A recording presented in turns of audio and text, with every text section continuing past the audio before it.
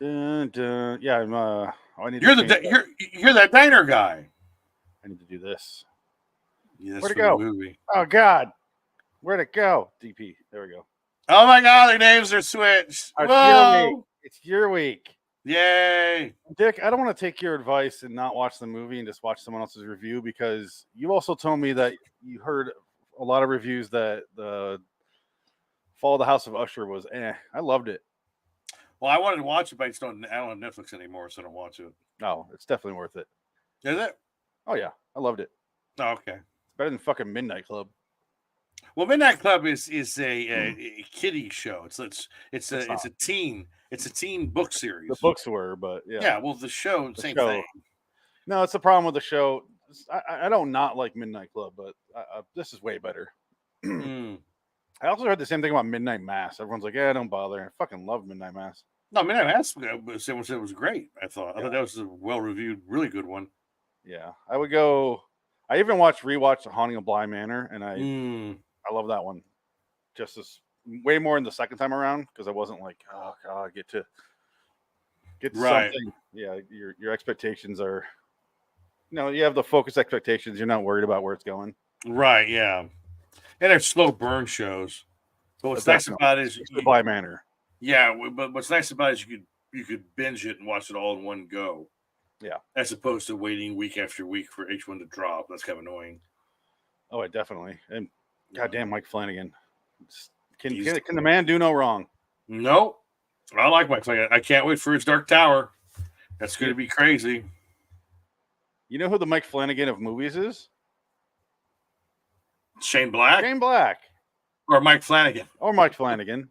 Mike Flanagan makes movies. He He's does. done but it. He isn't in a while. Doctor Sleep is wonderful. It's a masterpiece. Oh, yeah. I love I Doctor watched Sleep. that again too. Doctor Sleep was awesome. God damn, Hush it's one of is those movies I awesome. can just put on and just have it on Yeah. the background, and every time I'll catch something new. Oh, it's a great fucking movie. Doctor Sleep was awesome, and it died at the box office horribly.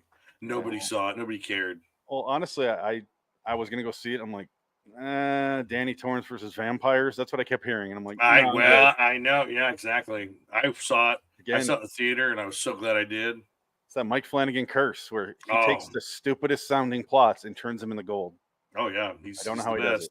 it. He's good. Do you want to do the intro for today? Oh, yeah, hold on. Let me get this banner up so I can get to the video here. But we were talking. I couldn't believe you had not seen these two movies. Yeah, I was shocked. I thought this would definitely be. These movies are up your alley 100%. that's what I hear all the time. So you finally watched them. We're talking about Shane Black's two masterpieces, 2005's Kiss Kiss Bang Bang and 2016's The Nice Guys on Hollywood is Dead.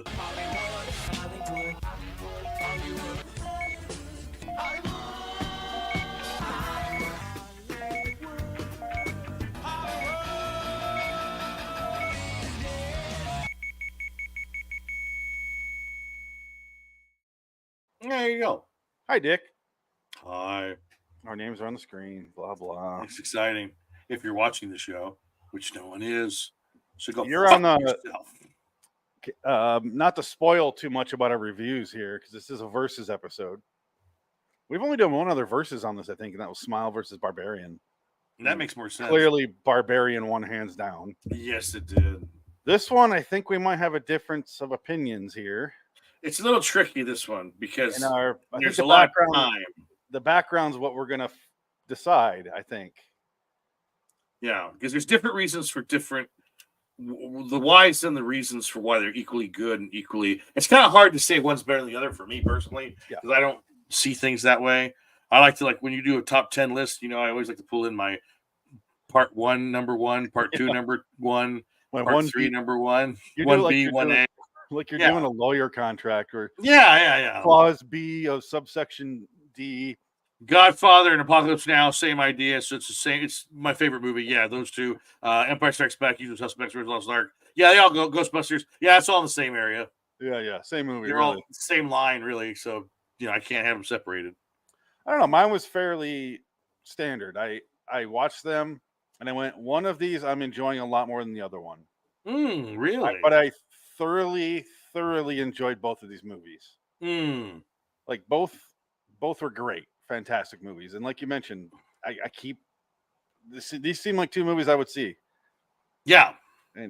But Kiss Kiss Bang Bang was recommended by every single person I talked to about movies.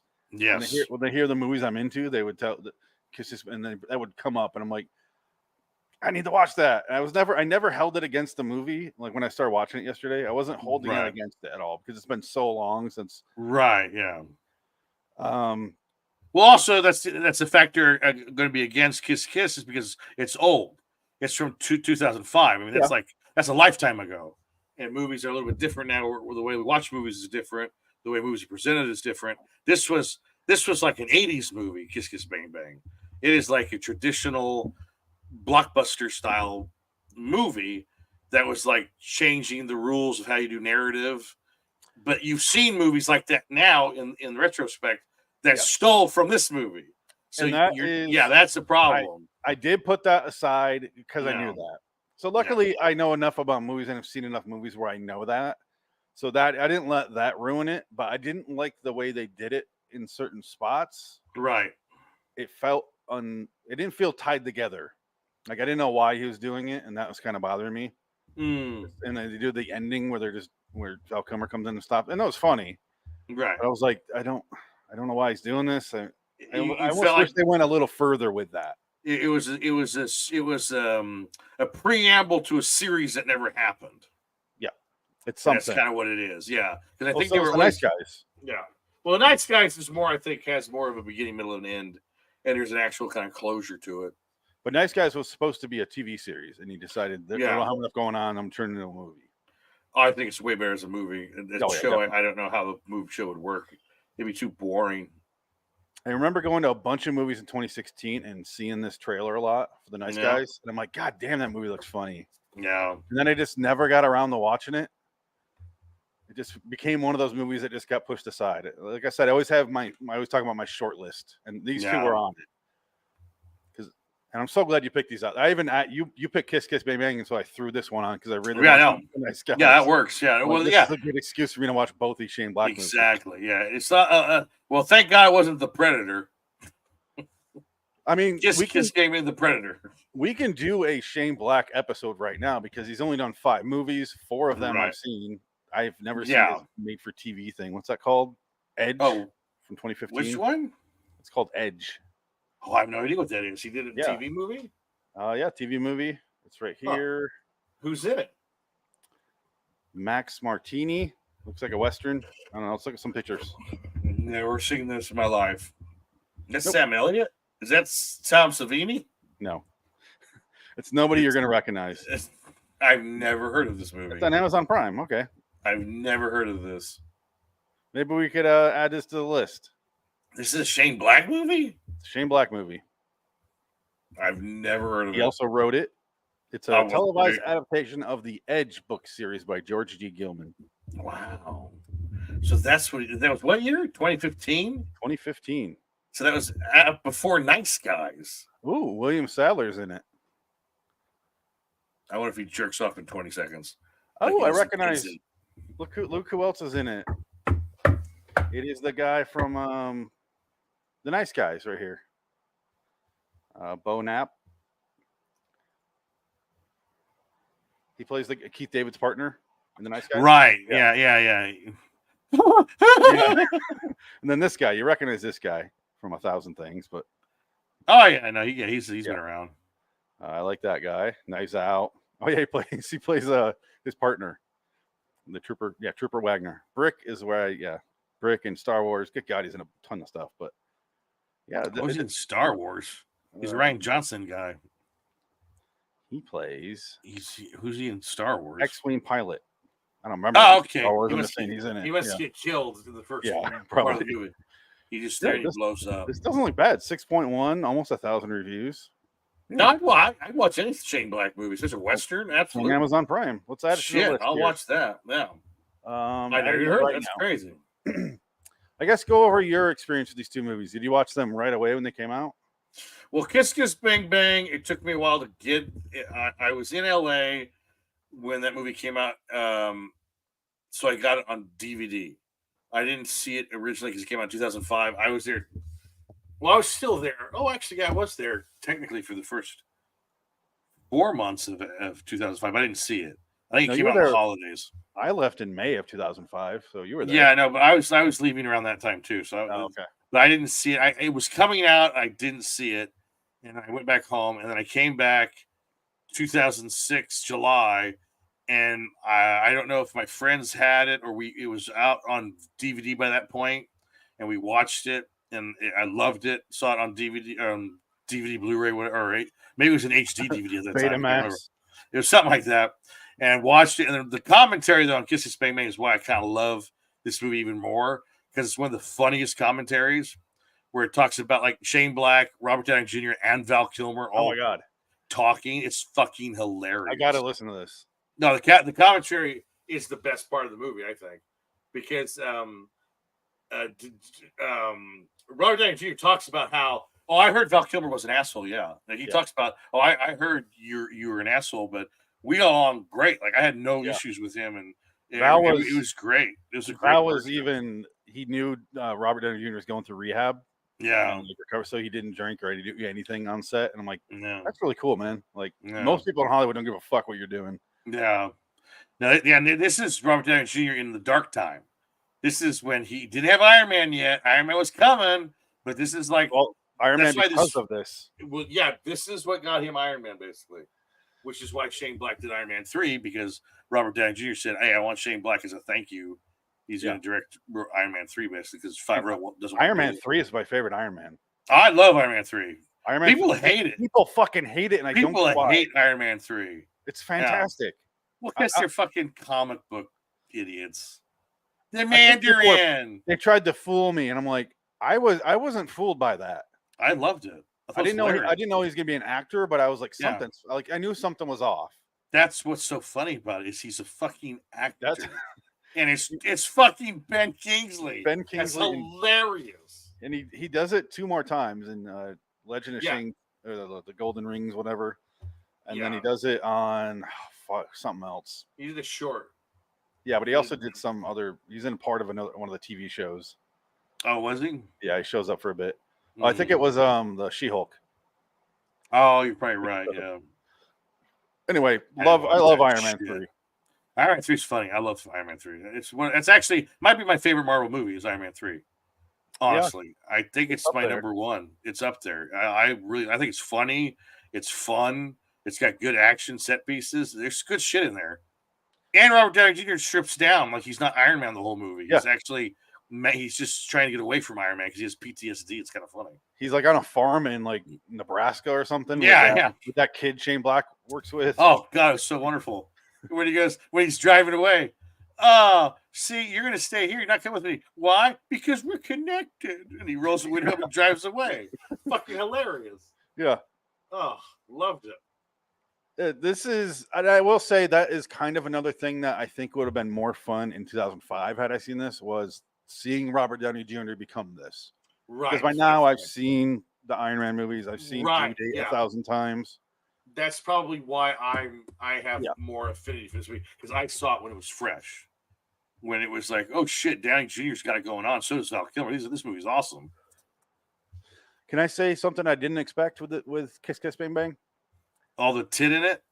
No, I expected that because of Shane Black. Shane Black's like a 14-year-old boy at the computer writing. One of the best cutaways, though. I'm an actress. Ah! He gets her head thrown off. That was funny.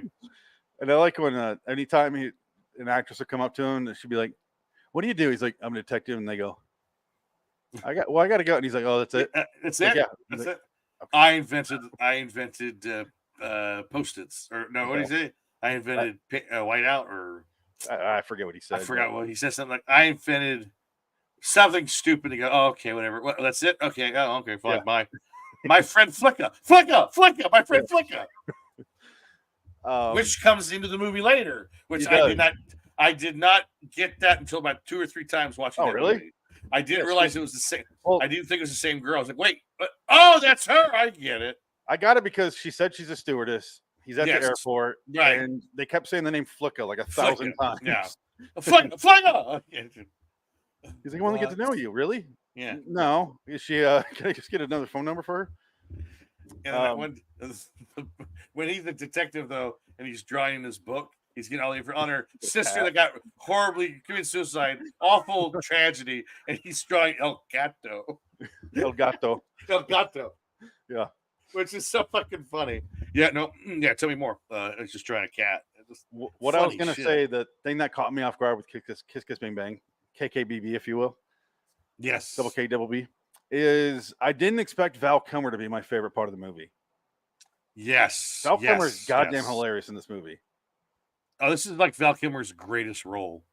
He's so good in this movie. Because at first he was doing the sarcastic stuff under his, and when he did it under his breath, that's when it was the funniest. When he first sees Robert Downey Jr. outside by the car, and they're both kind of mumbling at each other. So Val Kilmer starts making up nonsense, and Robert's like, "What?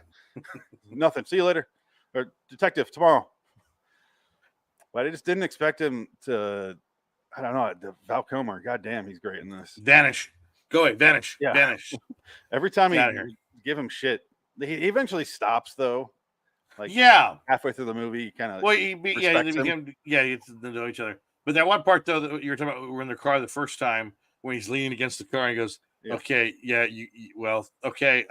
He's like moving his head. I gotta go. He's like pushing his head away from the door because her sister killed herself or died, was murdered. She thinks murdered, but killed herself. Excuse me. No, she killed herself. Hey, idiot! She killed herself. It's all because of Corbin Bernsen's fault. Corbin Benson. Corbin Benson. Our second movie on this show with Corbin, because we also did Major League 3. Oh, that's right. Wow. Oh, yeah. Right. Dabney calls you that. I mean, I guess you guys are old buddies. Or... It's 5 years now. This is the scene I'm talking about, but it's at the end of this. Right, yeah.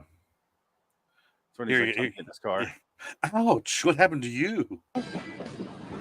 Bye, have a better night. They gotta kick the shit out of you? Yeah. You know, like the girl from high school, the one that got away, that, you know what I mean, that haunts you still. Yeah, I had that. You did? Bobby Mills. Yeah. So, Shane Black does so much anti-gay humor. Oh, it's hilarious. Well, this is back. This is back when you could do that. He did it in The Predator with like 6 different characters too. Yeah, he did. Well, he does it all the time. Yeah. But he's a frat boy. It's hilarious. He is a 14-year-old boy. Yeah, he is. But then he knows how to direct a goddamn movie. Yeah, and it moves so fast. It's just the reaction that Robert Downey Jr. I think that brings up gay stuff. He's grossed out by it. It's so funny. Huh. Well, maybe you should try to get in touch with them. I got $5, Des. You could still get them. Really? That's funny. I got a 10 says pass the pepper. I got 2 quarters sing harmony on Moonlight in Vermont. What? Talking money. A talking monkey? Talking monkey, yeah. Yeah, came here from the future. Ugly sucker, only says ficus. Detective lessons tomorrow. He's just fucking with him in the strangest way. What? Yes, ficus. Oh God! I think part of why it makes me laugh, and it's not because I'm full of myself, but this sounds like something I would do to someone. Oh, absolutely. I do this to. We have a coworker that just mumbles everything, and I'll just say nonsense to her all the time. What? Yeah. Get on that, please. Would you do that for me, please? Yeah. Your job. Well, how can you retire if you don't keep up? All right. If you're gonna lay down the lettuce, give me some cabbage. Damn right. Only says ficus. Only says ficus from the future. That's right. It's a monkey from the future. Only says ficus. Like what? Who writes that? Like who writes that shit? Only Shane Black can write a line like that. I think I don't know. It would be better as improv than it would be on paper, because on paper you'd be like, "What?" But that's the thing, though. This ain't improv. It's all scripted. I know. It's like this is not. This is all pretty precise because it all adds up, and some of it goes full circle. Like the dialogue is the full circles leading something, which is why it makes it so great. But that's more or less, I think, in Good Guys.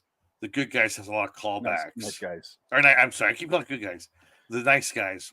Yeah, Nice Guys has more callbacks and setups. Kissing Spitting is just more of a straightforward noir style, like thriller comedy. But it's not even a thriller; it's just a comedy. I don't even call these movies thrillers. They're comedies. No, I think if you put this together with Seven Psychopaths, you have the perfect Yeah. trilogy. Yeah, I agree. These three movies, they're all about writers or actors, you know, Hollywood. It's LA based, yeah. LA Different based, timelines. all very similar scripts where it's, No. you know, people who are just fucking done, like losers, really. And then burnouts.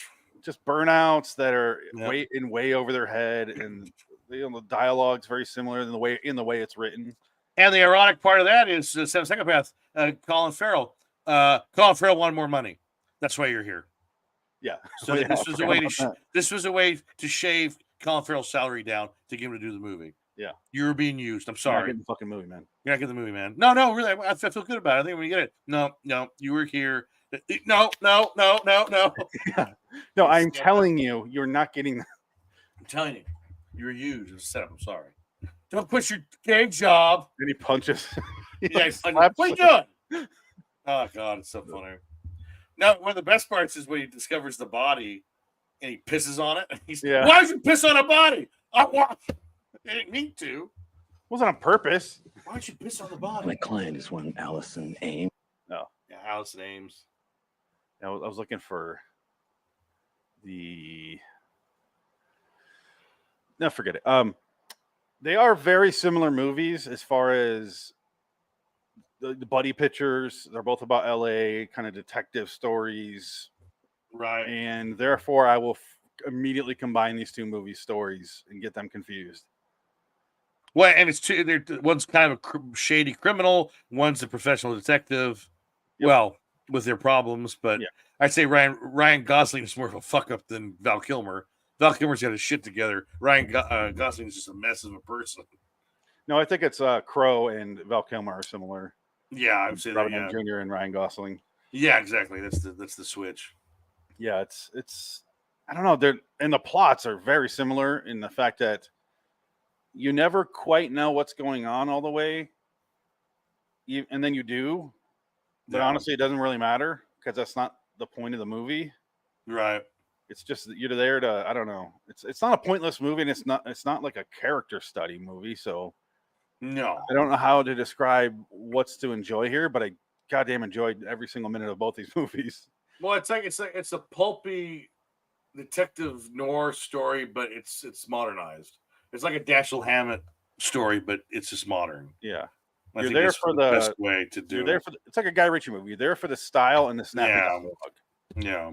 The plot is definitely there and it tracks if you follow it, but Right. It's always overly complicated. yes. It's an overly complicated plot that really shouldn't work at all. It's such a soap opera plot, but he's like, what? Ah, fuck it, I'm here. Well, let's keep Especially going. Kiss Kiss Bang Bang. That Oh, plot yes. is insanity. Like, Yeah. well, let's stop there and focus on that plot because Michelle Monaghan has a younger sister who's getting molested by the stepdad.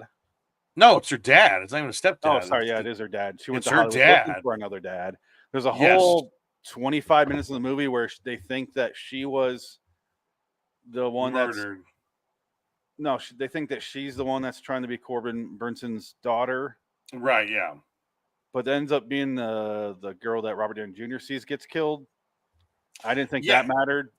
No, it was Corbin Burnson killed his wife and then killed his daughter because they were involved in a lawsuit for the riches, for the family money. Yeah. And Corbin was a burnt out actor that had no power, but the wife was rich. So the wife was going to get the money for the wife, but the daughter was going to get it, and they were not reconciling. And then he basically made it look like Shauna Sossamon was his daughter, and then what it was he killed his daughter because the girl in the river is the daughter. She's dead. He murders his daughter and makes Shauna Sossamon his daughter on paper, and then they reconcile, and then they're fucking because he's having an affair with her, and the sister walks in on that and sees that, and it fucks her up because she thinks he's fucking his daughter, but it's not his daughter. But why does his she girlfriend. think that Corbin Burnson is her new dad? Because her sister told her she was born when Corbin Burnson Oh, came yeah, to yeah. town. I It's a forgot Johnny about Gossamer novel, the movie. I So forgot that's about what, that. yeah, that's what it was, yeah, and that's what made her obsessed with saying that, oh, I have a dad in Hollywood. Like I said, a lot going on, lots of kind of pointless twists and turns, but they're still there. Yeah. And like, I didn't know why they needed to throw in no, your sister did kill herself. Right, yeah. If that's gonna make her feel better. I know that's the thing. That's what Robert Downey Jr. trying to be nice about it, and Falcon was like, no, she killed herself. No, turns out she fucking killed her. Like, why? She paid me with your credit card because I was looking for her. I took her money. I was looking for her. She was looking for you, basically. And oh shit. There's a reveal that the sister stole her credit card and $2,000 off of it. Yeah, because they didn't recognize it because it was under Michelle Monaghan's Harmony's stage name. Stage name, yes. Which is some Ames. Which is why they called him and they said she's dead. He thought it was her, and she's not dead because it was the sister took it. Yeah, that was a good little fake out because I was like, yeah, probably. She's probably. Yeah. Think she'd be more of it, but whatever. They're telling me she's dead, so okay, she's alive. And he had that great scene where the guy from the RoboCop ripoff comes into her house and steals her cookies and is drinking beer and falls out of her balcony. Oh yeah. What was it? Robo Steel, or I don't know. What was the show? What it was. The he fake, keeps talking about the fake robot shop. incident. Yeah. Well, again, and the nice guys, the diner guy. There's always something that links them to the media, or there's always some other like story, subplot that happened to them early on in their movie life, which is funny. And then of course, were you expecting Robert Downey Jr. to have his finger ripped off in the doorway? No.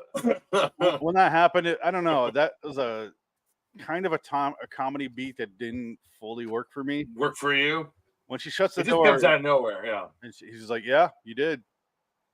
And then it cuts to them driving and getting it sewed up. I did laugh though when later on because he gets it pulled off again and he's trying to get attached and he falls into the back of the car. Yeah, he wakes up after that girl gets killed. He kills the black dude. Yeah. Mr. Fire, right? Something like that. And then they have that whole speech where he's the pan, I'm the fire, or something like that. Right? Yeah. But Mr. Frying Pan. But anyway, kills him, and then he sets his finger in ice, and the dog comes up and takes it.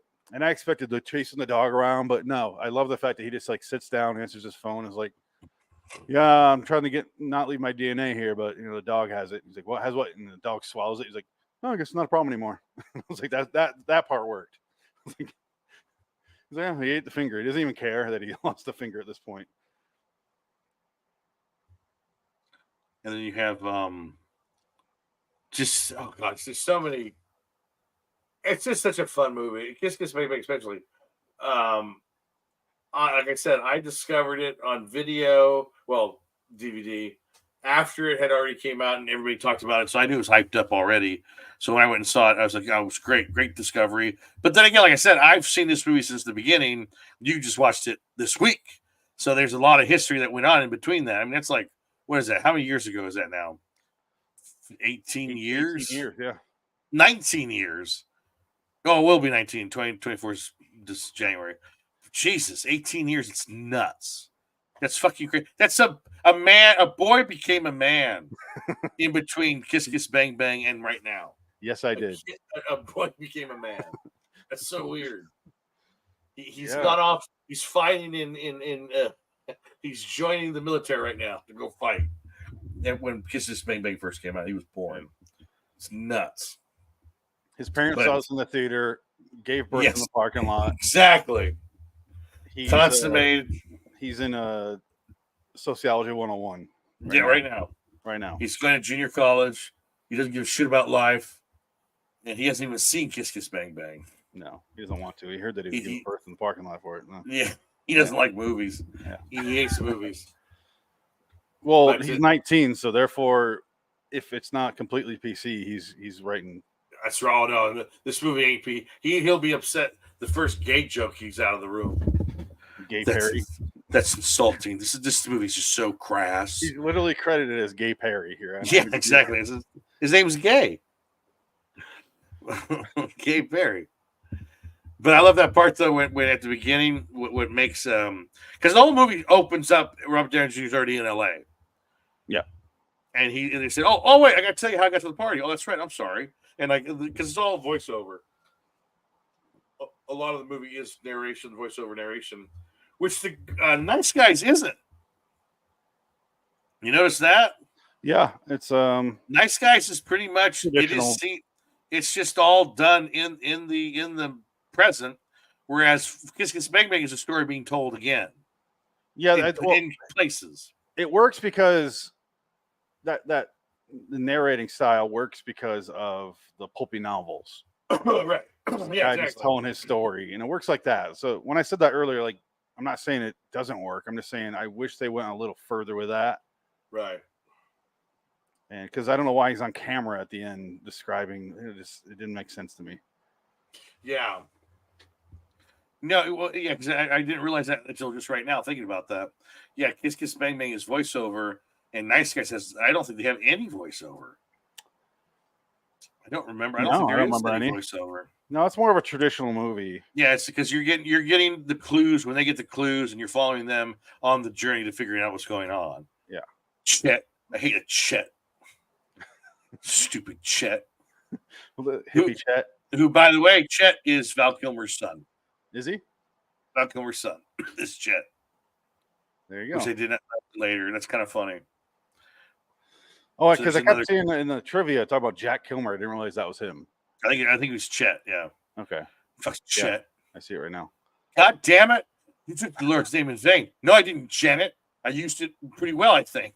Yeah. Used it in vain. You don't have to say on stuff. Just say there's lots of whores here. You don't have to say anal and stuff. Just say anal. Yeah. My wife walked in during that line. I was like, "That's a callback." Ah! Never mind. And then that part where she's watching porno and Russell Crowe slams that guy's face into the glass coffee table. He didn't put the movie on. She did. I did. It's my movie. I'm in it. You can't watch this stuff, honey. The Russell Crowe. So again, Russell Crowe, fucking awesome in The Nice Guys. Yeah.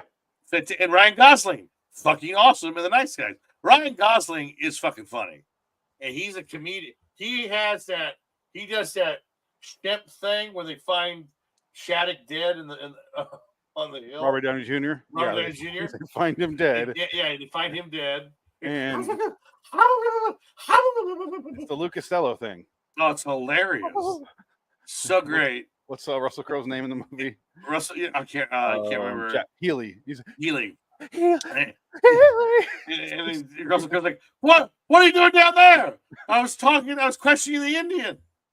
I love that they do it twice. He goes, "What are you doing down there? Wait, did you fall off the railing?" No, don't. Let's get it. It's like they're not. And then a few minutes pass by. He's like, "No, you fell down the railing, didn't you? Just admit it." Like, I found on the railing. All right. It's very steep up there. And I love when they try to get rid of the body and it falls to the quinceanera down the hill. Oh God, funny. It's a bit too set up. So I was like, all right, what's the body gonna fall on? There it is. But yeah, it still was funny. The reveal of I didn't expect that many people to be at the table. Yeah. I knew it would land publicly somewhere.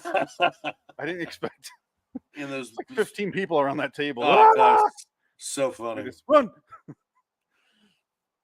And then you have because I would say that the plot of Kiss Kiss Bang Bang is complicated, as is the good guys or the nice guys. It's almost like, again, overly complicated for no reason, but you're not watching it for the plot. The plot is just kind of just there. That's what I said. That's the whole point. Yeah, it's style and dialogue, and that's mostly why you're watching it, because it's amusing, but. At least when you break the story down afterward or in your head while you're watching it, it still makes sense. Like, it's not just nonsense just to hang a movie on. Right. Like, you don't really need to pay attention to the story. No, you just want to follow the characters. Yeah. Like a Dirty Harry movie wouldn't work without the plot. Like, if the plot didn't make sense, the movie would suck. Like, that hangs on the plot. It's called The Deadpool. I saw that movie. That's exactly that. No plot, stupid story. Here's Robert Downey Jr. Now, when I watch this movie again and count the cigarette smoking, how many cigarettes does Ryan Gosling have in this movie?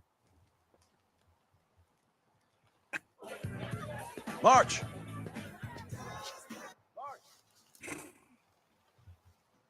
He like squeezes his veins out.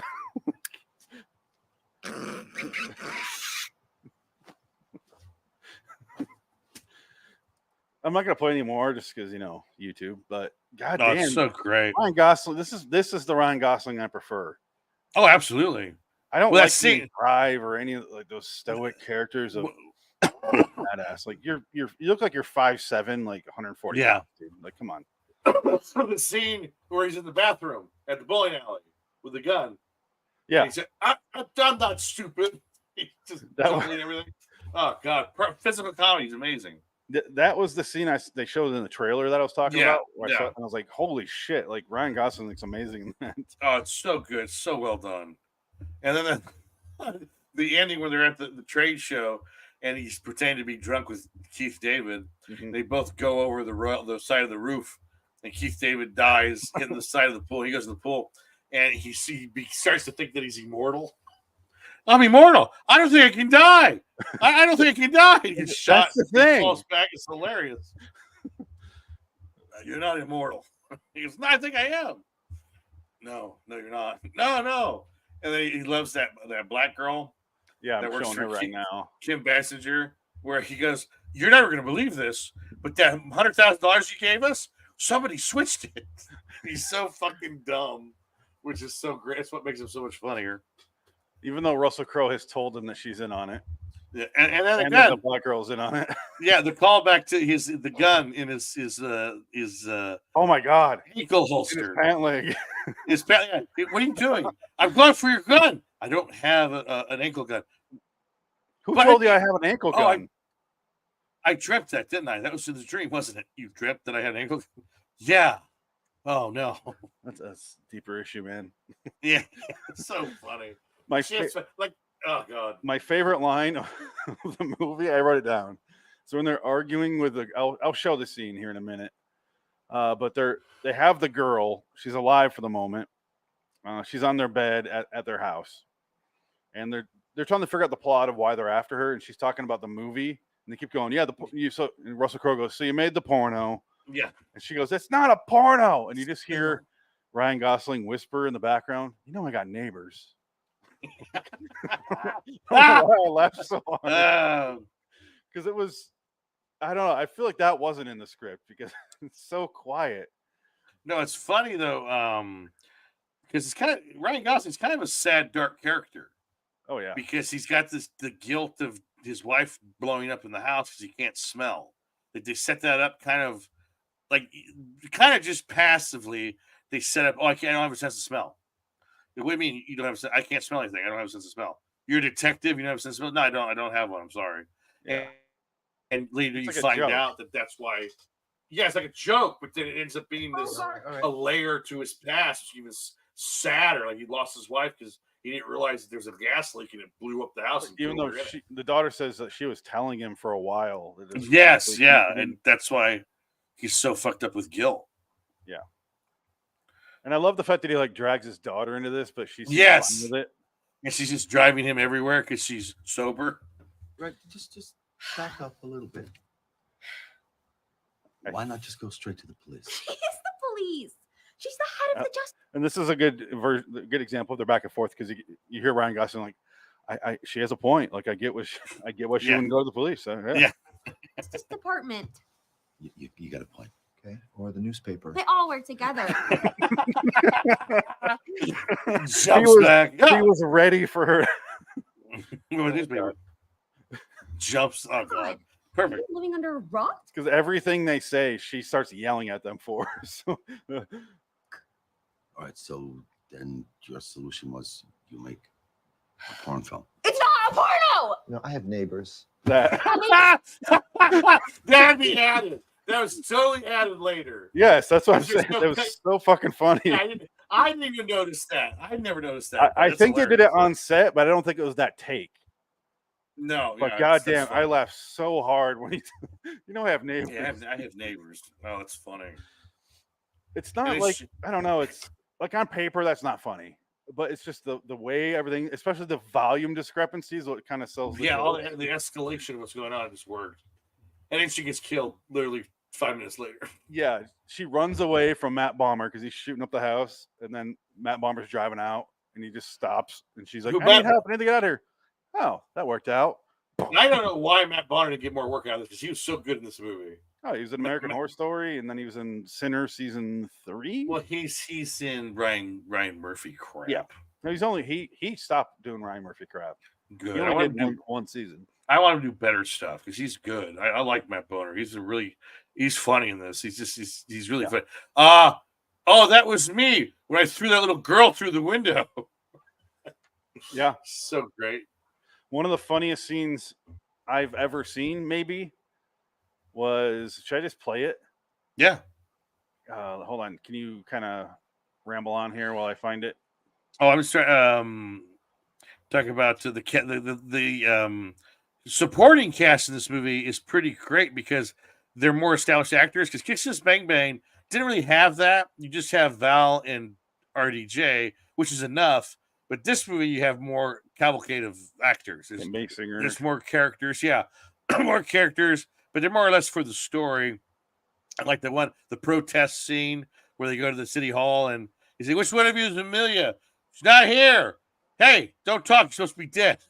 When they're protesting, the birds can't breathe because of the smog. He blew up. So no, he's dead for real. He's dead for real. What? Who? We're looking for Amelia's boyfriend. Absolutely. And I kind of want to rewatch that scene just to see if he's like super sad because it's involving another house that blew up. Yeah. No, but he just goes off on Chet because that's the thing. Because Chet's there. Chet takes him to the house that's blown up, and he just goes off on Chet. You're like, "Fuck, goddamn Chet." Okay. Here's the scene I want to talk about. It's set up by the fact that they're going to they're going to go get the girl. She's alive at this point. They find out that John Boy is attacking, is going after her at the top of this penthouse. The whole time they're downstairs talking to the bartender, he's like, "Do not go up there. These New York guys showed up and they don't fuck around. Like, it's crazy up there. Like, don't go up there." And they're like, "Yeah, we'll see about that." And then they go up there. And it's like the quickest scene because they immediately open the elevator doors. Oh shit.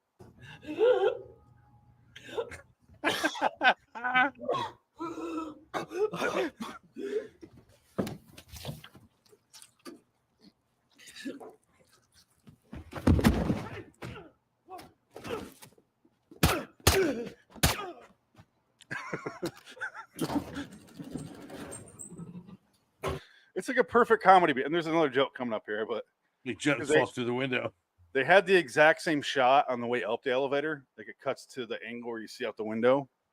It looks like a Michael Mann shot, but right again right here. They're both just not saying anything.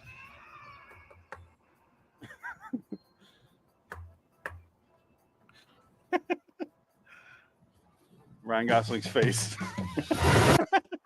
Hey, get the fuck out of there. They just rush out. I couldn't stop staring at his face right there because he starts to like twitch his left eye and then his cheek starts to shiver. He's scared out of his mind. Oh god, so good, so well done. And this movie both these movies were just bombs at the box office. No money. Hey, they made money off me renting it, or at least Kiss did. I need to buy. I thought I had Kiss Bang Bang. I need to buy it. I need to get on Blu-ray. But again, you have to watch the commentary track for Kiss Kiss Bang Bang. Absolutely one of the funniest ones you'll ever hear. Like Shane Black talks about. There's a scene where it's the Dr. Seuss's sluts when they go to the Christmas party, and it's all those girls dancing behind the glasses. And Val Kilmer says, "Oh, look, all the Dr. Seuss's sluts." It's like, and he goes, Shane Black was talking about, like, I hate it when you go to like Shakespeare and people laugh at Shakespeare dialogue. That's not funny. They're just showing off. And Val Kilmer goes, "Oh yes, I hate it when people read." Oh god, it was so good. It's one of the best commentaries you'll ever hear. That one and Usual Suspects with Bryan Singer and Chris McQuarrie. That's another one of the funniest, best commentaries for a movie ever. I haven't listened to that one since. Yeah, I haven't seen that in a while. The original DVD, I think. Yeah. That was one of the first commentaries I ever listened to. I was like, holy shit, this is actually really good. Long time ago. Most of them suck. Like, most commentaries are boring. They're not having fun. Aliens is a good one with Bill Paxton, Michael Biehn, Lance Henriksen, and the girl. What's her name? Fuck. What's Sigourney Weaver? No, that's great. Well, she does one by herself with James Oh. Cameron, and that's the boring one. That's the boring one. The one with Michael Biehn and Rodriguez? Bill Paxton is hilarious. Yeah, I want to listen to that. Anything with Bill Paxton. That one, Bill Paxton's funny, and Lance Henriksen is like no bullshit guy. He's just like, we were there doing the show. Like, the guys working the British crew. He's like, he was giving me shit. Like he was saying, "Hey, Yank," he called me Yank. He said, hey, buddy. Hey, watch out. Hey, pal, watch out here. This is what's going on here. He goes, I didn't know that was just a common term. I thought he was trying to start shit. He goes, I'm a street guy. Like, I'll fuck with you. I'll start a fight. Like, what are you starting shit? And he goes, no, it's just how they talk here. And he just goes off with, oh man, I was pissed. I was kind of pissed at him. And they did not like Cameron. And like, that's a great commentary because they talk about that crew hating Cameron and just like how it was a nightmare working in Britain because it's just like, that's how they are. There's a different style of crew.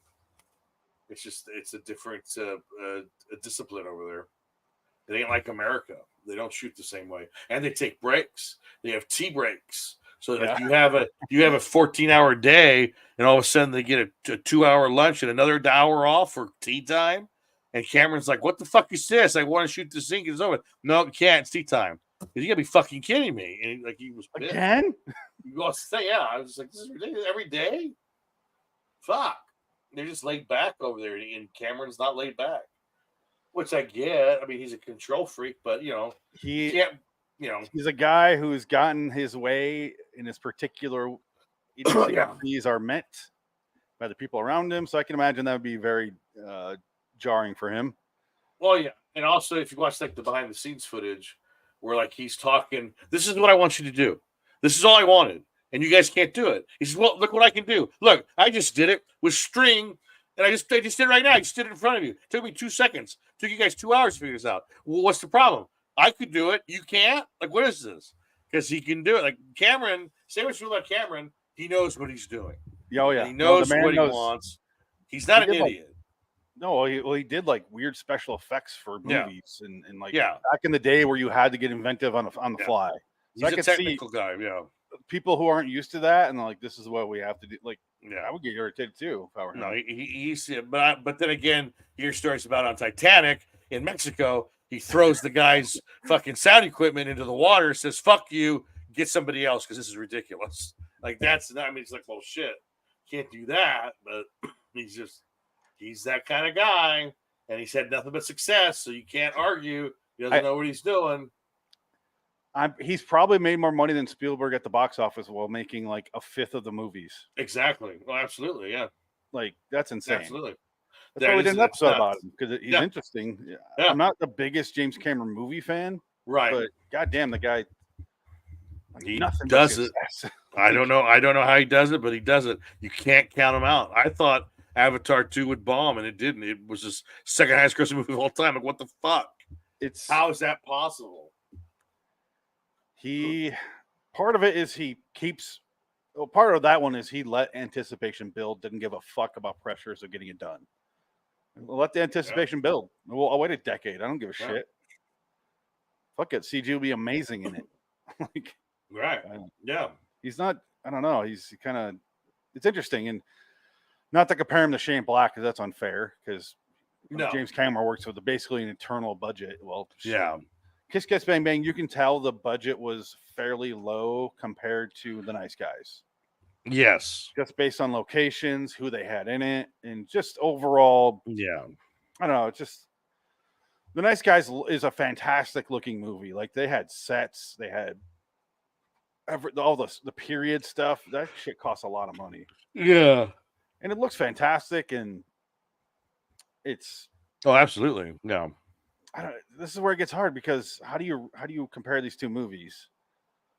Like as far as rankings go, IMDb they're real close.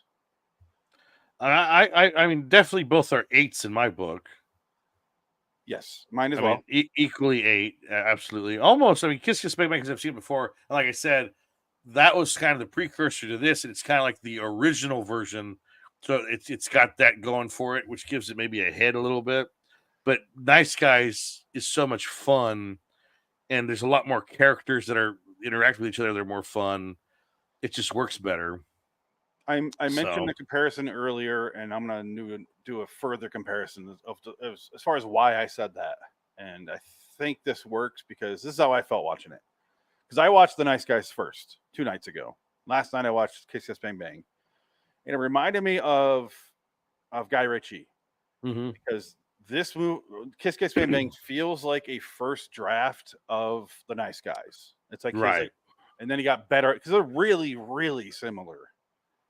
You can't really deny that.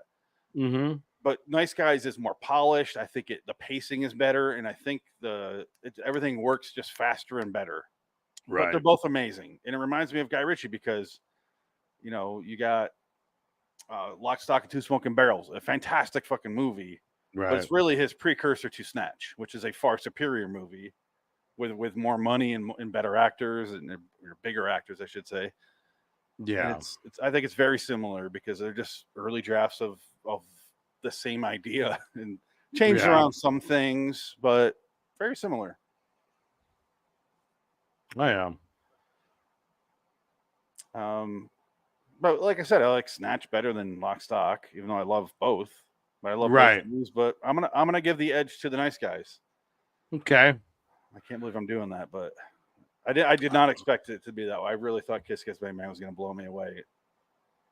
Well, because like you said, you saw Nice Guys first, or no? Yeah. You saw just okay, yeah. So yeah, I think that could have been the monkey wrench, but I mean, I don't think so, honestly. I do like The Nice Guys a lot. I think it's a great movie. It's funny. I think because I've seen Kiss Kiss Bang Bang more times, it's not as funny. It's not as fresh. Yeah. And maybe Nice Guys is more fresh because it's just Ryan Gosling. You have, 2 really great performances, and still is Kiss Kiss Bang Bang. So it's tough. I mean, I don't know. I would say maybe Nice Guys edges it out just because they have more or less more absurdist things going on, like Hannibal Buress as a bee in the back of the car. Yeah, what is? Oh, we were gonna That mention dream sequence out of nowhere. that joke. We set up the joke, but we never actually got to that joke. It's the Yeah, ankle holster one where yeah. There's a lot of he's driving. He's been Well, drinking all night, and he turns to him and he's like, I'm getting really tired. I think you should take over driving. And he goes, no need. It's a self-driving car. self-driving car. He's like, what? Whoa. Yeah, I didn't know it could do that. And he goes, they all can. And then Hannibal Buress in the back seat as a bee. There's a giant bee in the back seat. Hey, man, you guys are dying out. Yeah. So Oh. fucking random. And he has an ankle, and he goes for his ankle. He sees a gun in his ankle holster. Oh, yeah, I always have that gun there just in case. Oh, okay. And then it's that 20 minutes later, he's going for the ankle gun. He's like, what are you doing? Your ankle gun, where is it? I don't have, who told you I had an ankle gun? I don't have an ankle gun. Did I dream that? I love how quickly he's like, ugh. Here it is. Yeah. Oh, God. I'm falling asleep at the wheel here, man. I need you to drive. I'm gonna pull over up here. You don't have to pull over. Just take your hands off the wheel, man. See, honestly, right here, I thought what was going to happen because of, Shane Black. Yeah. I thought Russell Crowe was going to look at the camera and they're going to reveal that a truck was pulling the car, like in movies. You don't need to drive it. It drives Right. itself. I thought that was going to be the thing, and then it was going to become like a weird, like that Jim Jarmusch. What's that? Adam Driver, Bill Pullman thing where they right. start referencing the script in Jim Jarmusch, and it gets very stupid. The zombie movie Yeah, with Bill Murray. what was that fucking called? Yeah, I forget. Anyway, I forgot. I Yeah. thought they were gonna do that, and I'm like, oh no. Like I think he'll do it well, so I wasn't worried, but I was still like, please don't. And look, I'm so glad they went to where it did.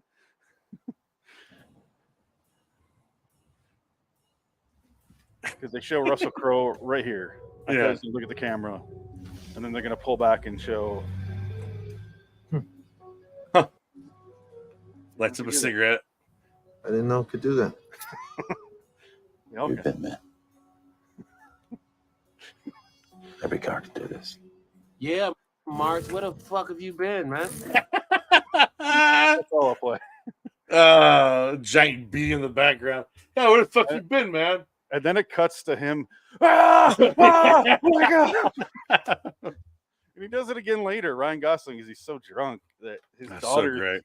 getting chased by the killer, and he's driving by himself and starts swerving all over, then runs into a tree for no reason. Oh, it's so Russell's great. like, "Is the car fine? Can you drive?" And he's like, "Yeah, I think so."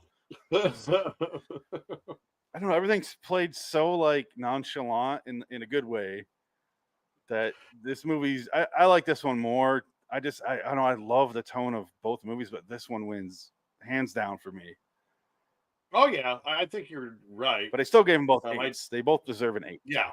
Oh, they're both really well done. They're fun. It's like the Casino Goodfellas discussion. Yeah, exactly. It's like what's better? It's hard. That's they're another both example. Equally good, but you always kind of go toward Casino.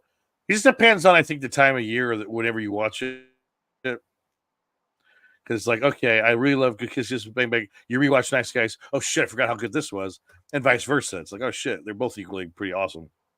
But yeah, I would no, say that's Nice Guys. that I'll give is it to another Nice good- Guys. I'm sorry, your mic keeps breaking up. And Oh, sorry. no, I was gonna say, that's another good example of Goodfellas versus Casino, where they're both very similar, and I consider Goodfellas a first draft of Casino because I love Casino that much more, even though Right. they're really very close. Yeah. But Casino, the dialogue is so goddamn good, and everything is just so perfect in that movie. Yeah. And And the characters all work. yeah, There's more characters to play off of. Whereas Goodfellas, you only have like the 3 core characters, and Paulie's there, Karen's there, but that's really about it. But then in Casino, you got Frank Vincent, you got Kevin Pollak, you got James Woods, you got Don Rickles. Don Rickles, and just so many other characters that interact with the movie that make you laugh, and it's awesome. It's just a bigger expansion of the world. It's the world building maybe is better in these movies. The world building gets better. And with those 2 movies specifically, Casino, the dialogue and the editing gets snappier. Right, yeah. He's got it down to like a science and Casino. Yeah. Well, everything, It camera moves. movements are. Yeah, it's moving. Yeah, It is I don't know. It's not flashy, but it is slick. Like it's moving. yeah. It feels like he knows exactly what he's doing with that camera, and there's Oh, no yeah. hesitation. And Goodfellas, not that it drags at all, but it doesn't have No. that fluidity to it that I don't know. Casinos just moves to the next scene, like the camera will whip around, and you're somewhere else. Oh, now. yeah. Yeah. And this feels like every editing, every cut was on purpose. Oh, absolutely. Yeah. And I felt like Nice Guys perfected what he was doing in Kiss Kiss Bang Bang. Right. Cut yeah. out all the Yeah, I fat. would say it's accurate. That's accurate. Both fucking incredible movies. Kiss Kiss Bang Bang got a 7.5 on IMDb. 234,000 people gave it a 7.5. Nice Guys has a 7.4.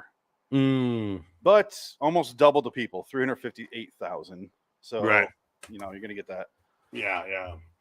But, yeah, I mean, we both slightly disagree. It's real close, but edge to Nice Guys. Yeah, I would say it's Nice Guys. Yeah, I would say you're right in that respect. It is. It's the first draft to the final draft of what a Nice Guys is. Yeah, I And enjoy I that. did not expect that. Yeah. I thought, because, a decade and a half of hearing I'm going to love this movie, and I did. But I really thought Kiss Kiss Bang Bang was going to be one of my favorite movies. And that's kind of why I put it off, because I felt like a pressure. Like, I'm not. Right. Okay, it's one of my favorite movies. I don't need to watch it now, do I? I don't know. Stupid. It's a stupid mentality, but. Well, I'd say watch it again with the commentary, and then watch it again without the commentary. I'm buying both these on And- Blu-ray. yeah. Because I need to watch both these commentaries. Yeah. Well, I don't know if didn't- Nice Guys has a commentary. I'm sure it does. I don't think Nice Guys. I think they have interviews, and that's it. I don't think there's a commentary track, which kind of disappointed No. me because I I'll have the look it Nice up. Guys Blu-ray.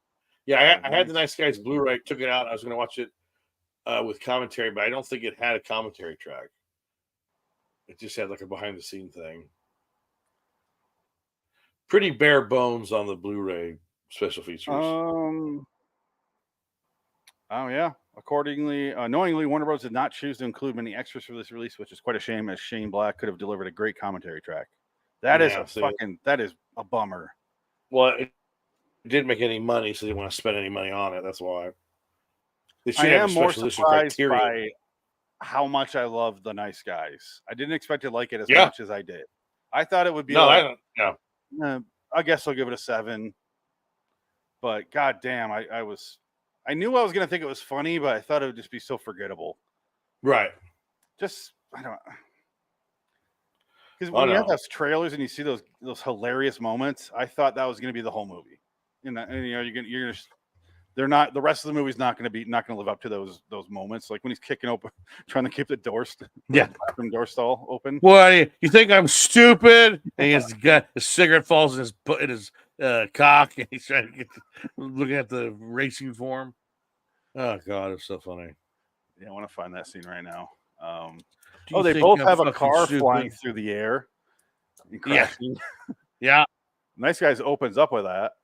Yeah, that's right. Yeah. You like my car, big boy? Whatever porno they're doing. Misty Oh, Mountains. another great ass joke right here. Is it this one? No, it's the one before this. Sorry. One of the old ladies goes, "I need you to find my husband, Frank." Yeah. And he's like, "When's the last time you saw Frank?" And he's like doing this thing, and you see the camera's like, there's an urn, and it says Yeah. Frank and whatever their last Yeah, name is. yeah. And she's like, "Not since the funeral." And he's like, "Okay." And this Yeah, is where you well, get the character development in one scene. Yeah. All right, well, It's $300 a week. $300 plus expenses. Yeah. He doesn't want to, but he has to. Like he has to survive. It's so funny. And holy shit, how funny is it when he goes and you have this big like sleuth scene, like it's gonna be like a spy thing, and he sneaks up to the door and there is voiceover. Because he's doing voiceover for this scene. And he's like, "Sometimes you gotta sneak in," and he punches the window in. He's like, That's right. Yeah. "That's deep." That's right. Press his artery and he's bleeding out. Oh! He has Is there to run voiceover away. right here? I forget. Maybe. I don't remember off the top of my Hold on, head. I have the scene right here. Yeah, here I it think is. he's talking to himself like out loud. He's talking to the bartender. Yes. I'm pretty sure there's voiceover. Let me eat this. Look, I'm not Yeah. saying it's easy. I'm not saying you don't got to think on your feet. Bend a few rules, maybe. God damn, this is a good joke. But it's worth it. As long as you get the results.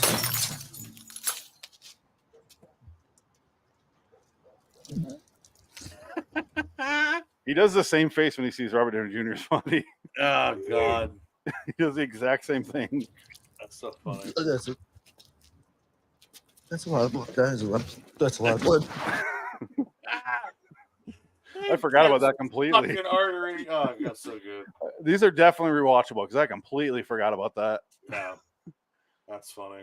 I'm trying to find that Frank thing, but it's who cares? We said the joke. That's all you need. It's funny. You want to show the bathroom stall part in the Yeah, that's what I was looking for. bowling I'm alley? trying to. I Yeah. went too far with it. It's after that. Because he Oh, no, yeah, it's way after. That's after he breaks his arm. breaks his arm right here. Yeah, breaks his And arm. then he- Oh! There it is. I'm gonna break your arm. No, no, I no, love that he goes, no. "Can you turn around?" Yeah. He's like, "Yeah." You know, there's a Right. mirror right here, right? Yeah. He's just staring at him in the mirror. Uh, He's like, "You know, fuck it. Anyway, turn around." give me your arm. What? No. Look away. You know there's a mirror here, right? Close your eyes. Oh, shit. I don't know. I want to watch these two guys Uh, do 15 of these movies. I really I would watch know. them. That's what's great. Yeah, it sucks. And this movie didn't do well at the box office, so you can't ever get a sequel It's, because that would have been hilarious. you know, I say there's great hangout movies, like you know, just Big Lebowski. You want Yeah. to sit there and watch these characters just do whatever. Right. I watch that movie. It doesn't matter what they're doing. Same thing I said about in our Coen Brothers episode, where I didn't love the Jesus roles, but I loved hanging out with those characters. Like Right. all the dialogue was funny in that movie. The movie sucks. But this is one of them where I'm like, I just want to keep watching these two guys talk to each other and just fuck around. And At the very end, when he's got the ad, he goes, "I'm sorry, you look Filipino in this picture." or Mexican. Or Mexican. I don't know. He's drinking. And Russell Crowe's back He's to drunk as drinking. shit. He doesn't care anymore. And he gets a case of Yoo-Hoo after his daughter gives him a ball of Yoo-Hoo, which I've I will never say had. that- Have you ever had a Yoo-Hoo? I've never had Well, a it's funny Yoo-Hoo in that my life. Because my wife was in the room for this scene, and I go, I have a theory about Yoo-Hoos. Yoo-Hoos are only for people who haven't had a Yoo-Hoo in a long enough amount of time where they're forgetting what a Yoo-Hoo tastes like. Right. I know that's wordy, but that's what they're for, because it's chocolate water. It's not chocolate milk. Yeah. It's flavored chocolate water. It's Ugh. fucking disgusting. Hot dog flavored water. I worked at a gas station, and I would go, "Oh, a Yoo-Hoo! I haven't had one of these in fucking forever." And I drink one. I buy one and drink it, and I'm like, "Oh yeah." That's now I right. remember. Like, it immediately brought me back to the last time. I was like, "Oh yeah, it was Oh, disappointing no. last time." Cut to a Jesus. couple years later. I'm like, "Did I like? I don't remember. I don't remember." Right. Yeah. Oh yeah, like it was insane. Like, and I was like, "No, this. I'm remembering this because fuck these things. I'm not doing another one." That's funny. They're That's funny. horrible. But this scene just keeps going. Forget it. You know what? Turn around. Can I open my eyes? Yeah, open your eyes. What do you want? You looking for Amelia? I want you to find Amelia. We talked about Ryan Gosling before, and I said I don't really care for him. Right. It's not stuff like this. It's stuff where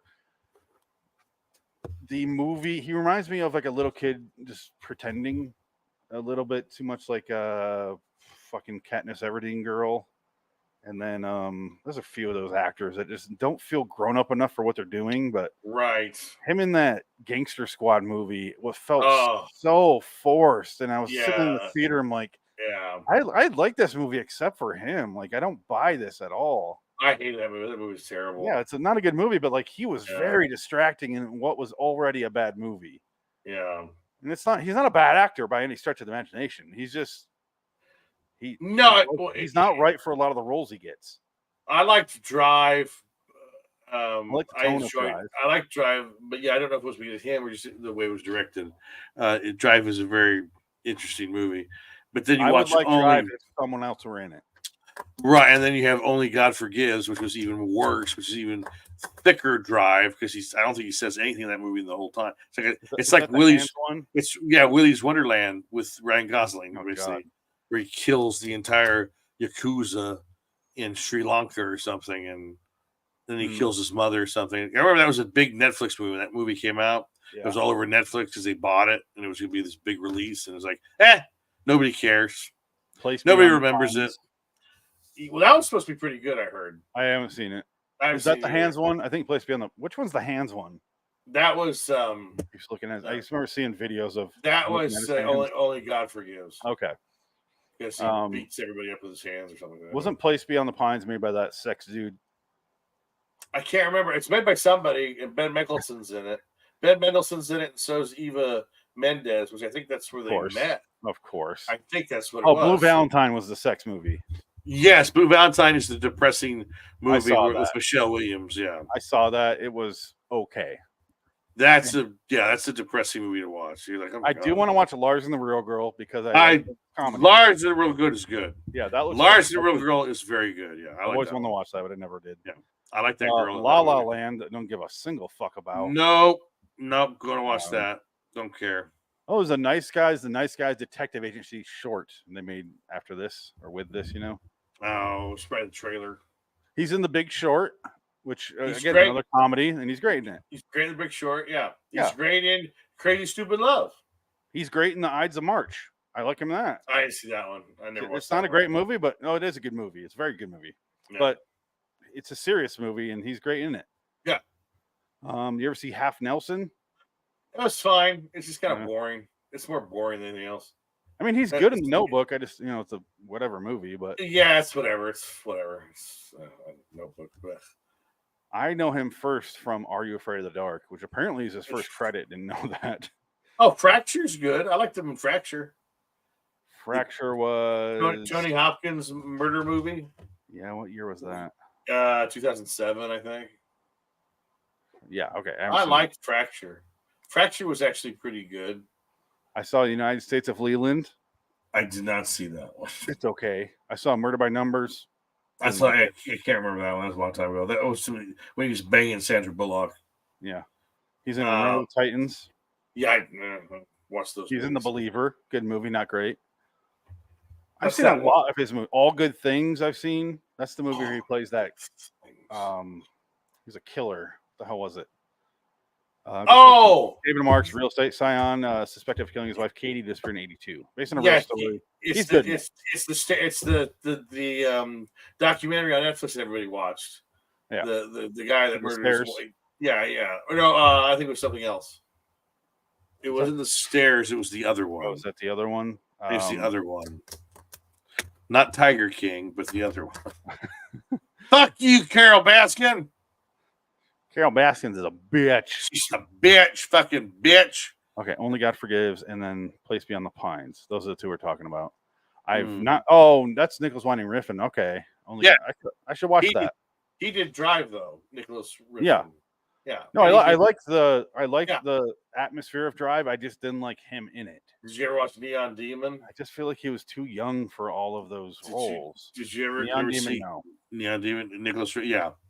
Interesting. Watch that one. Oh God. It's like what? What? It's like Starry Night or Starry Eyes. You ever see Starry Eyes? The horror movie. Yeah. It's basically Starry Eyes, but completely different. I'm looking. Have I seen a single one of this guy's movies? No. He's done a lot of. Oh no, I saw Bronson. Sorry. Yeah, Bronson. I've seen that. Bronson is a movie that should be dumb as shit, but it is an interesting watch. Bronson is a movie you got to watch more than once. Yeah, I watched the first it like 1.5 times, but I've seen it about 3 times now. And I think every time I watch it, I like it more because the first time the trailer was amazing. I've never seen the Bronson trailer and be like, this looks amazing. What is this? And you see the movie, and the movie's not the trailer, but the movie's still good. It's just different. And then you're like, okay, that wasn't what I thought it was going to be, but let me watch it again. And then you start to find things in it that make you laugh, and you're kind of like, okay, like that one scene where he fights, he's fighting all these underground boxing matches, and the guy goes, "You just don't bring them in. I gave you fucking magic in there. You pissed on a gypsy." Like, oh God, so funny. I gave you fucking magic in there. But I think we should say Bronson is for like 5% of the population. Oh, absolutely. The rest of you are gonna hate it. Oh, absolutely. Because you're gonna think Tom Hardy. Oh, He's Tom Hardy's such a badass. He's cool. No, not in this movie. He's a psychopath in this movie. Yeah, it's wonderful. He is. There's another movie he did where it's just him, and Bronson is mostly just him. Locke. And that's not a great movie, but he's really fucking good in it. Yeah, it's a one-man show. I've seen Locke theater. twice. Yeah, it's a theater movie. It's a theater. It's a play. It's a play in a movie, basically. That's all it is. But it's just him in a car driving with phone conversation, and that is all you ever see in that movie. And because it's him, I was invested the whole time. I didn't love the movie; it was fine. I gave it like a 6. Yeah, but not many people can pull off the one, talking to yourself movie. Well, it's just like Venom. I hate those movies. Venom. Hate those movies. Love him as Venom. And he's having such a good time. Like he elevates those movies because they're shit. Definitely. They're so bad. Yet he's having a good time. So you're like, oh, you know what? I liked that movie. It wasn't that bad. And you're like, oh wait, no, that movie's fucking terrible. But he's having such a good time. You kind of forgive it because he's so fucking charming. I'll say this: I rewatched Venom, the first one, because of him. Yeah, I was like, I'm gonna rewatch that because fuck it, I don't remember that much. And I was like, I love him in this movie, but the movie sucks. The rest of them, like, I hear the second one's a lot better, but I don't really want to watch it, and I still haven't. He's funnier. Okay, he's fine. I don't know. Yeah. They have a big fight at the end where they're CGI. Yeah, it's a fucking superhero movie that I don't care about Venom. Just like I said, Tom Hardy's funny. Oh, Tom Hardy, we have to play this. It's great.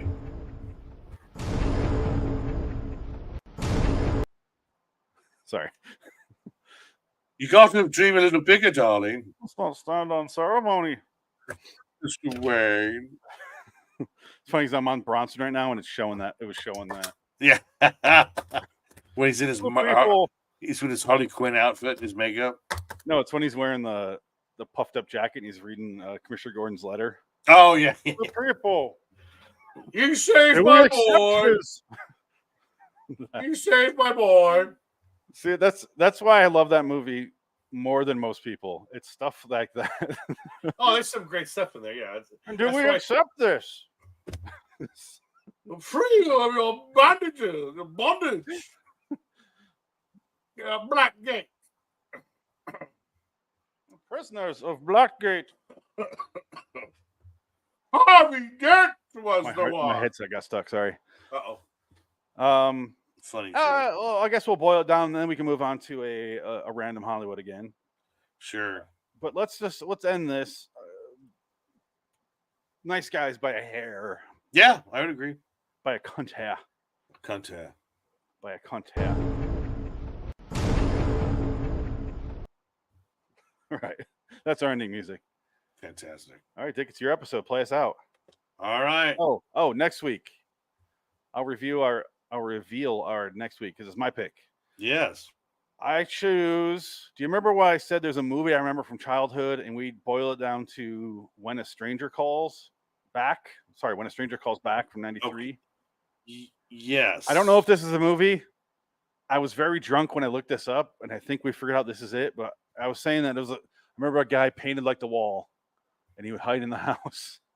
All right. I remember it from childhood, and it's on YouTube for free. I'll share the Fantastic. link on if you go to liwstudios.com, click on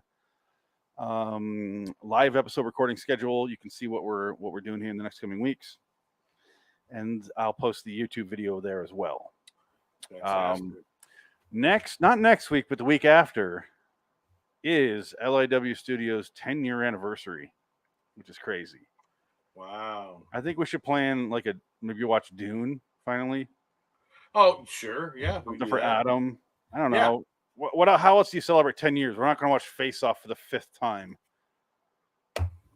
Well, we could. No, I am Castor Troy. I'm thinking, wouldn't it be a good time to watch Dune finally? We could. Yeah. Well, you want to watch the old Dune or the new Dune? Yes, Or both? both. We'll do a versus. Okay. Oh, there you go. We'll do a Dune v. versus. Dune. Dune 84 versus Dune, the Dennis Villeneuve.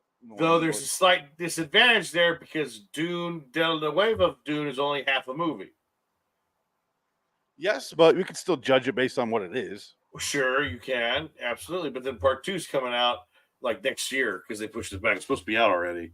Pisses me off. I want to watch it now, not We'll then. see. I saw the trailer before some movies, and it looked pretty good. But Oh, no, it looks good. Yeah. Let me grab something. You talk about Dune. Oh, Dune. Who doesn't like Dune? A lot of people don't.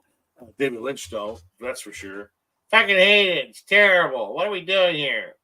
I tried to write a movie that I wanted to do, and they just wouldn't let me do half of it. So fuck it. It's terrible. I can already tell what impression you're doing. Yeah, David Lynch. You know what's weird is I got all of Adam's Blu-rays, right? Yes. He didn't have David Lynch's Dune, but he does have the German miniseries. version of the remake, The miniseries. and then he has the miniseries Children of Yeah. Dune. He gave me one of them. I know that. And he gave me one before he died, I think. He sent Alright. that to me before he died. So yeah, I got whatever. This one's like German Blu-ray. Right, yeah. Those are actually probably better, but they're just longer. And this they're one basically is it's 292 minutes. yeah. This one is we're 251 minutes, Yeah. so shorter. But it has James McAvoy. And James McAvoy turns into He's a clearly giant he's worm. hopped up on the spice. Look at his eyes. Well, yeah, he turns into a worm. Turns into a sandworm. Oh, it's got Susan Sarandon too. Okay. Oh no, they got a good cat. They were good. They were well produced. It just was produced in that era of cable television when they didn't quite have the budgets yet for that, but they did it anyway. So they're really low budget, CG, but the actors are pretty solid because they're on sets because you had no choice but to make the real sense. But let's do next. Our next episode is going to be Random Hollywood because we're going to bullshit here in a minute. But after that, we'll do When a Stranger Calls Back from '93. Again, it's on YouTube. And then the week after that, are you fine with Dune versus Dune Yeah, sounds good. for Adam? 'Cause why Yeah, not? I like that. That's a good idea. We keep putting it off. He's been dead like a year, 2 years. Has it been Roughly. 2 years? I might be Shit. 2 years. Yeah, I think it's 2 years already. So 2.5 Um, years now. Yeah, no, 2021, 7/6/2021. Yeah, so Yeah, yeah. over 2 years. Yeah. So yeah, we need to watch Dune because we said we're gonna do that when he died, and let's just fucking Yeah. do it. Yeah, I that think sounds it'd be good. It'd be a fun Yeah, that's fun. little thing. I don't know if Adam was ever on this show technically. I don't He think did. this He show was. he? I did some shows on his channel that are part Right. of it. Okay. Well, yeah, because I did a few on his channel back in the day. We watched Halloween. That's how I watched Halloween 4 and 5. And You know what how I can do? watched, the other ones that we watched. I could go gather that audio, then add him on his episodes of Hollywood is Dead. Sure, Because why not? that'd be fun. We don't have rules. It's our show. Yeah, that'd be hilarious. No, because no, I didn't think about that till right now. I forgot you did shows with Adam. You guys watch Halloween and Yeah. you do what's that vampire one? I know we did.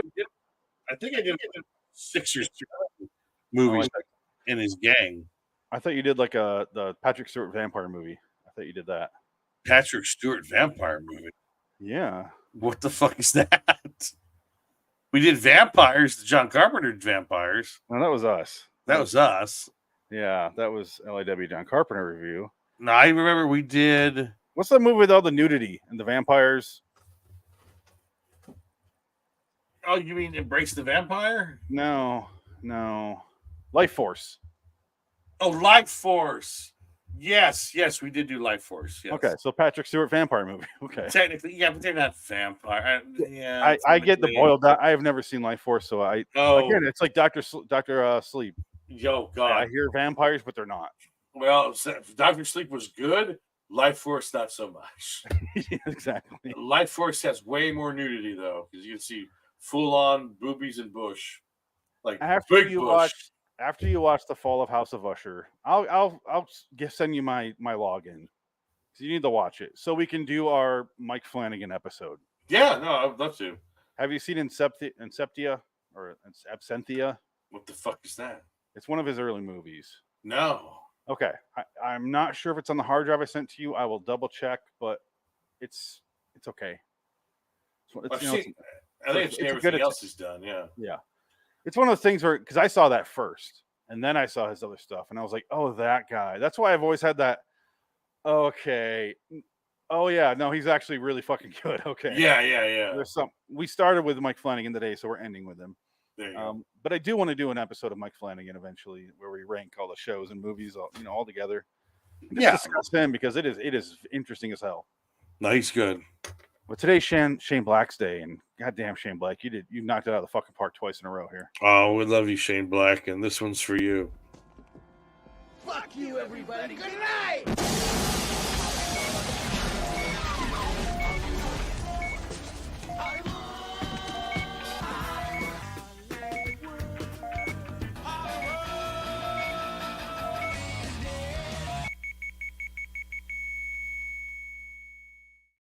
You know I got neighbors, right? That neighbor's right. So funny. I didn't even noticed that. So funny. Those movies full of those. That movie's specifically is full of those. Yeah, those not sequitur out of nowhere lines. Yeah, so especially funny. that whole scene because Ryan Gosling, if you listen in the background, he is talking most of her speech. He's saying shit, but that one got me. I had to stop. I had to pause it and be like, okay. What about the newspapers? They have the newspaper. Okay. Well, okay, fine. I'm sorry. All right, that's the end of the podcast. Save that. And then we'll talk. Can you change the background? Oh, never mind. I will. It's right here. Oh. Let's do I won't hold the Dune against your pick. You'll still have your pick after. Oh, whatever. Yeah, that's fine. After we do the When a Stranger Calls Back. That's fine. No, this is just being thrown in as a because I looked today. I'm like, oh fuck yeah, 10 years. God damn. It's crazy. Hold on, where is? Sorry, Dick. 1 second. So when you were doing when we did the Puppet Master movies, that was your second year of doing it, huh? That was early. Well, let's wait. Let's talk about that until I save this file. Wow. Yeah, we can discuss that and more. Oh, shit. Bring up the Puppet Master movies. I think we got to 3. No, we got some more than that. We watched like 7 of them, didn't we? Hold on. 10 seconds. Yeah. 11 seconds. There it goes. It's like the percentage is going up for how much it saved, but the time is barely going down. 80% with 9 seconds. 82% with 7 seconds. Makes sense. Why are you doing a time and a percentage? Like, I can see the percentage climbing. Whatever. Okay, let's see if that saved. You're the diner guy. I think I did. Okay, fuck it. All right. Save. Let's see if we can start. Oh, not what I'm going to do. Let's see if I can just start recording. Nope, it's going to make me restart the whole thing. Okay, 1 second. The end broadcast? No. Oh. Talk about the audio. Fuck me.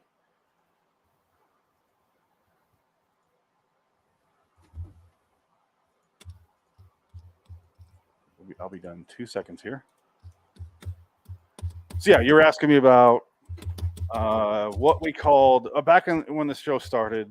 It was Loitering in Wonderland. That was on 11/19/2023. 2013. Wow. That was 10 years ago, almost to the day. We're coming up here real shortly. You and I did the Puppet Master movies. We did 9 of them, Dick. Wow. We didn't do 3 like you were guessing. No, I figured it was higher because we got into Corey Feldman territory. Corey Feldman was in the spinoff. He was in Puppet Master versus Demonic Toys. That's right. We got to that point where we were going to the Demonic Toy movies. But yeah, because you were doing Midnight Robert Shaw. I was doing Loitering in Wonderland. So it ended up being Midnight in Wonderland. Yeah. I combined the names. Fuck it. It was a weird thing. We just talked about the Puppet Master movies. We did all of them pretty much in a row. We did them in order, but we did them every couple weeks or every month or whatever. Something like that, yeah. But we did cover them. The first one we did was, let's see, that is right here. Here's one. Here's one. Holy shit, dude. April 22nd of 2014. Yeah. 9 years ago. Jesus. And then we finished with Puppet Master versus Demonic Toys, which is 9 on September 7th of 2014. Wow, what a journey. And then we started up Hollywood's Dead. I merged the 2 shows together because I don't see this point of having 2 different shows about movies. Let's just come out with catalogs. We pick up on the audience that we already have with the podcasts. People already listen. Fuck it. Merge the 2. Today we're talking about random shit. There's really no theme here. No. Should we play a clip? We can.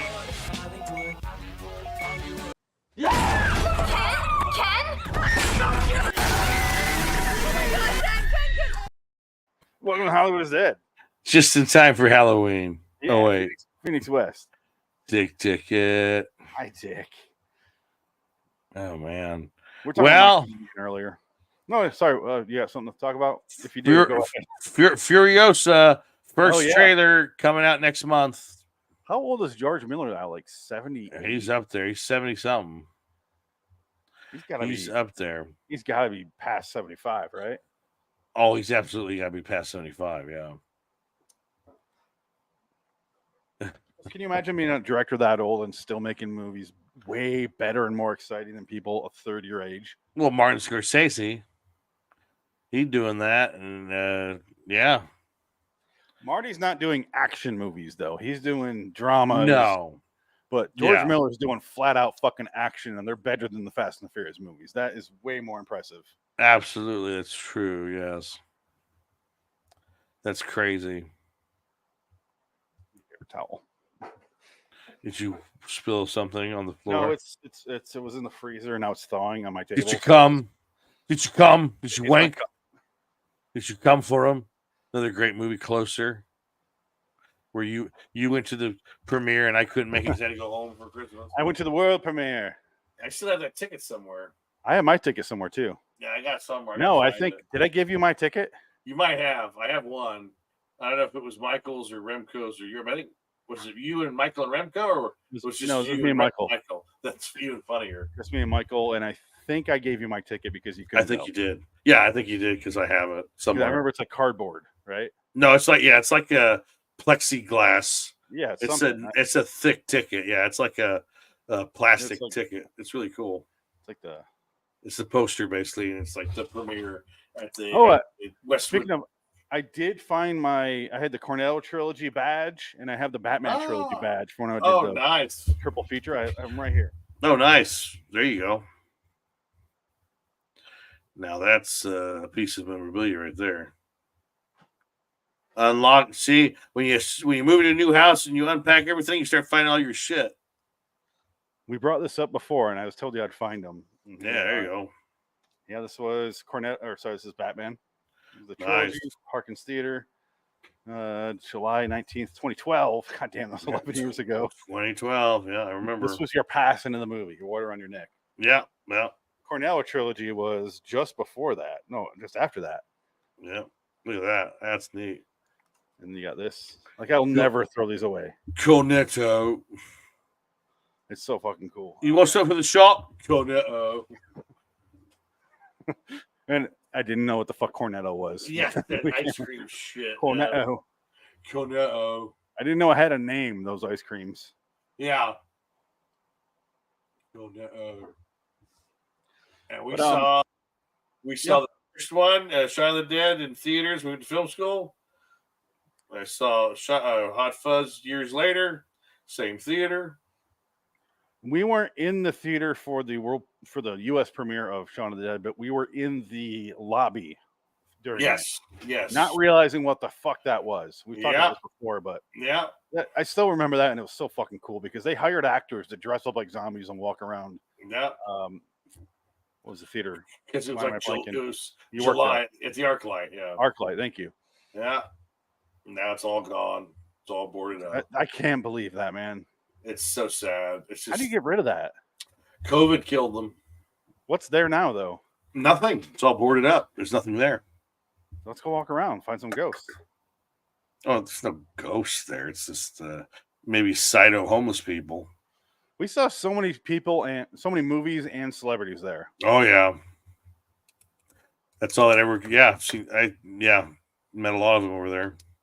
I mean, the fitness place that was upstairs above that place. Yeah. Well, you had Amoeba. AFI would go there. You had Amoeba across the street Amoeba. because they all shopped at Amoeba, or if they're in the area, they'd be shopping at Amoeba. They go to the ArcLight to watch the movie. Then there used to be a Borders right there on the corner on Sunset and Vine. Now it's a Walgreens. Used to be a big ass Borders, and of course they all went out of business because you can't charge $45 for a DVD and think you're going to have a thriving business. There was a Baja Fresh right there. But I think that's probably still there. It's probably Chipotle now. Baja Fresh, I think, is still there. Yeah, exactly. Then you used to have the McDonald's over there on the corner, and you had the KFC. The KFC got torn down. That's been empty for years now. And I think there was a Kmart on that street, and they tore that down. And that's like Kmart was way down the other way. Kmart was down Vine, I think. Oh, okay. I'm thinking the Kmart like down by Fairfax. Yeah, no, that was on Sunset that way. That was away. Yeah, that was over there. Yeah. Okay, I didn't realize there was one over there. I think those are all gone too because all the Kmart's been out of business. All that shit's gone. The first week I remember stayed we in went LA, to Kmart. We went to Kmart because of Remco, and I went in there. I'm like, I haven't been in a Kmart in like a decade, man. What the fuck are we doing here? I was the only reason I went to that Kmart in LA, and this was the one that was way fucking. This is like way out there. This is the Miracle Mile. I think this is like almost to Wilshire Boulevard. Wilshire and Miracle Mile's on Wilshire, so Wilshire. Yeah. Was that the one in Wilshire and Fairfax? That's probably what I'm thinking of. Maybe, because that's the one I went to when I was in LA the first week. The parking I- lot's like 10, like a football field. Is, Oh, yeah, it's massive. It was just a it's massive fucking area. massive parking lot. Not a football field, but a football parking lot. And I just was Like, I was going crazy in my Walmart. apartment because I hadn't left my apartment. Yeah, no, and this is back in the day when you had antenna television because I couldn't afford cable, didn't have cable or internet in my apartment, so I had to go and get an antenna to plug into my TV, my square TV. So I just drove, and I didn't even know where it was. I just drove. I just went in a general direction. I was like, I'm gonna find somewhere I gotta get an antenna. I just need to get out of the fucking apartment. I've been trapped here for like 2 days, going stir crazy. So I was like, fuck this, I get cabin fever. So I just drove around LA, almost got lost like 5 times trying to find my way back. But I found my way back and I found routes. I'm like, oh shit, there's Kmart. Went in there, got it, drove around. I think probably got lunch somewhere, and then drove back to the apartment. You know, went back and lived in there another 3 days, not leaving the apartment until the school started. I would go to Best Buy. The one on was that on Highland in Sunset, or was that on Fairfax and Sunset? It had to be Fairfax because Highland didn't have no Fairfax. Best Buy. No, Fairfax and it's further south than Sunset. It's Santa Monica. Anyway, maybe it was, but they had that, and then they had Zeke's Yeah, barbecue there, and I would Yeah. go there, and goddamn, Yeah. I love that place. that place was pretty. Yeah, and That they place put the is fun. Target there. The Target came later, I think. Yeah, because it was that, and I think there was a Walmart there or something weird. No, it's Target. But that's where maybe it was Target, but that's where Yeah, I it's ran Target. into why am I blinking on his name now? I know his goddamn name. I mentioned him Lou Gallagher. my wife from Richard Griffiths Richard Griffiths, you met him. from Harry He's trying- Potter. Yeah. He's trying Yeah. to attack you, molest you. No, Gets you in the corner. does he have a Touch you. record that I don't know about? No, he's an old game man. He's just going for the boys. No, I look at him I'm like, man, even in person, I was like, God, that is an ugly man. Oh no, what's going on? Yeah, I wanted to talk to him, but I'm like, let's leave. Let him be. I never talk to celebrities. Let him. I loved you, Lethal and Naked Gun 2.5. I was just gonna say, when you're the wheelchair guy getting knocked on the head by everything on a shelf. Was that funny? I was thinking about him last night in the shower, oddly enough, because I just finished Kiss Kiss Bang Bang. My wife's in the room now. She caught like the last 25 minutes of it. She liked it. What's not to like? But then I turned on because she went to take the kid to bed, and I was like, she likes Leslie Nielsen. Here's next on Amazon. So I turned on. Goddamn, Wrongfully Accused.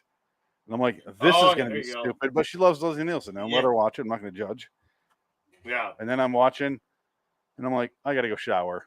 So I went and go shower, and I'm like, you know what's a funny Leslie Nielsen movie? The Naked Gun movies. Yeah, those are better movies. And then I'm like, was that the first or second one that had Richard Griffiths in it? Yeah. And I was just thinking about I was like, what am I doing? Oh my It god. wasn't sexual in any way, but I was like, I'm in the shower thinking about an elderly bird and he's dead now. Can I Wow. stop? And Leslie Nielsen, they're both dead. Exactly. But I was that's doing the funny. count on how many spoof movies Leslie Nielsen did. I got to 8. That's all I could think of. Here, hold on. I gotta show you something here. Oh God. This is exciting. Are you wearing pants or are you just incredibly pale? Of course not. Okay. Please tell me how I to frame grab an action figure. No, I forgot about this. Oh, cool. Yeah, it's I mean, the novel. it is the one with the movie, but that's a cool way to do it. Yeah, it's not it's just a poster. it's a novel by Charles R. Day based on a screenplay by Shane Black and Anthony Pugliese.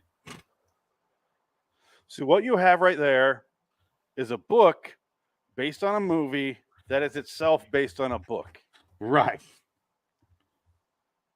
This is why I did my I'm not even close to completing it, but my face-off novelization called NyQuil and Cocaine, Yes. where I'm doing a novelization of me watching the movie Face Off, My God. and half of the book is about me writing the book, like adaptation style.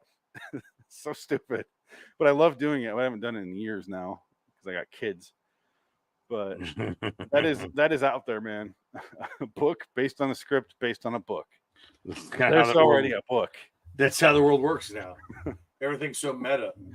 Yeah. How far? Now there's gonna be a movie based on that book. In a podcast. It's like, I tried listening. Somebody gave me a link to a podcast. They said they liked it. I was trying to listen to it. Couldn't do it. It's this Asian girl telling like true crime stories, and she's got that fucking Valley Girl accent, and it just kills it. Like I can't get into the true crime story when she talks like this, and he came into the room. There's blood everywhere, and he stabbed her multiple times and then raped her skull. Like I can't. This isn't scary. This is just embarrassing. I remember I was like kind of interviewing someone to be a co-host on Twilight Zone Review. And I was like, I listened to their murder podcast because she was doing murder podcasts, and I was listening to it, and she's doing the typical, you'll never guess what happened next. And like that, like, just read the goddamn story. And like, she wasn't that bad. I'm not making fun of her, but you hear 1,000 of those podcasts. Yeah. Of just, true story ones. Even the ones that are good, like Sword and Scale. He Mike, whatever his name is. It just sounds like an intolerable douchebag. Like any chance he gets to stop and judge the person who got killed based on whatever political affiliation they had, because he's super right wing, because he's from Florida, and he just stops and goes, "Yeah, that'll work." It's like, this person's fucking dead, man. Chill. He's not wrong. No, but it's like nonsense, though. Like I get it. It didn't work for him. He's dead. No, but it's like a woman got killed. That'll do it. Okay. Anyway, she thought this would work, as if. Fuck up and read the goddamn story, man. Is it like the Mel Gibson tapes where he goes, "You wear that fucking dress, shows off your pussy, and you get raped by a pack of N-words. Don't you come asking me for help." You know what I want to hear is Alec Baldwin and Mel Gibson on a phone together, just harassing each other. You can absolutely do that 100%. There's enough tape to do it. You greedy little pig. Yeah, when he calls her a pig, and you fucking Jew. Yeah. And then out of nowhere, hold on, someone's here. Then you hear like, "Fucking unprofessional, man." Yeah. Christian Bale interrupting. Christian Bale comes in there. Oh, yeah, I'm a nice guy. Oh, who cares? You'll be a fucking dumb professionally after this. That's one of the best tapes too. I love that. Oh, what is so that great. fake one with Dennis Quaid? Dennis Quaid. That one got me, man. I know. I thought it was real, but no, it was for College Humor or whatever. Yeah, you don't realize how good of an actor Dennis Quaid is until you watch that. It's hilarious. You showed me that, and I was like, "Oh, this is fake." Yeah, it was a total fake.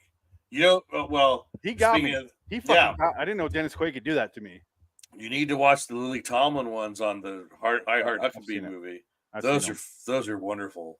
She and I when you watch it, not knowing much, you're like, God, she looks like a bitch. But then you realize how big of a piece of shit David O. Russell is. Exactly.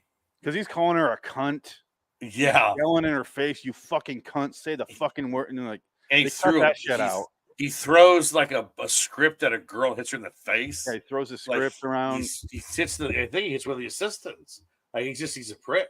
He's a fucking. He's not just a prick. The man's a psychopath. No, and George Clooney almost fought him. Everyone's almost fought him on Three Kings. He was costing an extra, and Clooney was like, "Hey, man, don't do that. What are you doing? He's just here for a day job. Leave the guy alone. He's just don't bother this guy. What's your fucking problem?" Would it surprise you if he didn't fuck with Ice Cube? Yeah, well, there you go. Because George Clooney's an actor. Ice Cube's not a fucking actor. No. Ice Cube's a Raiders fan. Ice Cube's a member of NWA. You gonna fuck with him? Go right ahead. Good luck. Well, and that was then. Now you could fuck with him because it's okay because he's been so removed from that. Yeah. No, this was 90. This was 99. So 90, yeah, this is 97, 98. Yeah, he's only 8 years away from NWA.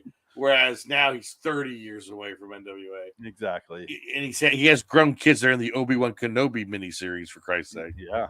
So there's that. So it's like, well, I can't take him seriously as a gangster anymore. O'Shea.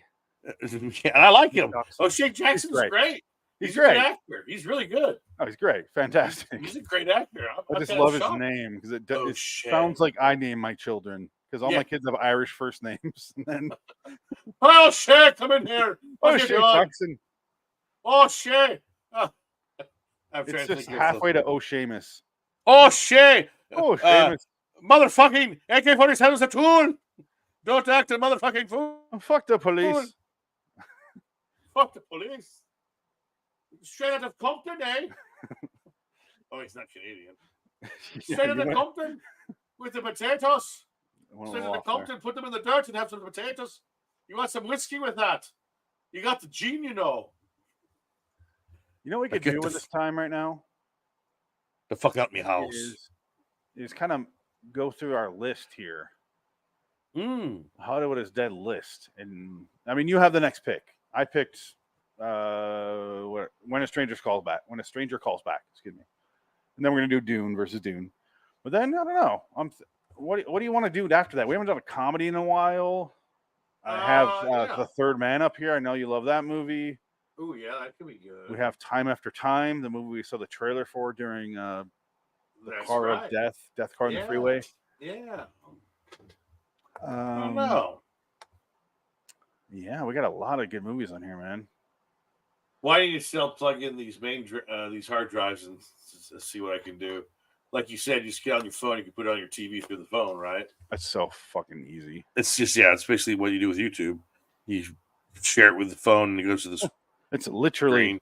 I mean, other than you have to drag the video there, but it takes like 4 minutes, and then or maybe your computer maybe a little bit longer because it's a laptop. It might take 10 minutes, and then it goes processing complete, ready. Get on your phone app, the exact same thing. It syncs up, and then you go play and click on share to TV. And that's the app, though. You have to get the app for that. Yeah, I'll show you that. Yeah, I know you're not going to do it on your own, but I can show you how to do that. Probably, yeah, you're right. But honestly, I wouldn't suggest it if it weren't super easy. No, yeah, I can figure it out. Because I went through 1,000 different methods of trying to play those on a TV, and just plugging your hard drive into your TV doesn't work because it only plays like 5% of video files. Yeah, this one doesn't matter what file type it is; it'll do its thing. Super fucking easy. Okay, all right. I think we've gone too far here. I don't know if this is true or not. I just discovered something. Historians discover 14th century manuscript containing images of a Yoda-like creature. Oh God. Okay. I don't know if I buy this. What am I supposed to do with that information? I don't know. I just saw it and I don't believe it. I don't think it's real. I think this is fake. This is the world of the internet with deep fakes. Is there a picture? Did they find a? Yeah. You know what I mean? Did they? It's right. Oh no. Oh, okay. He's just wearing some weird ears. Yeah, it's just. I mean, but it's like I know when they created Yoda, it was in 1979 because they had to design it, and it was Freeborn designed it in Britain, and he based it off of his own face. That's the sculpt was his face. He looked in the mirror and he did a sketch of himself, and he made himself wrinkly with bigger ears. So whatever. Okay. You know what weird?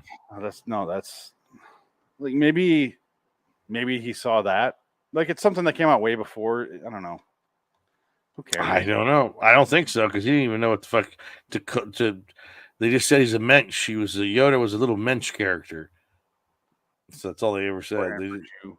It was like he was a gnome. He was a gnome character. Very gnome-like. That was the first kind of concept of him. So whatever. I don't fucking cares anymore.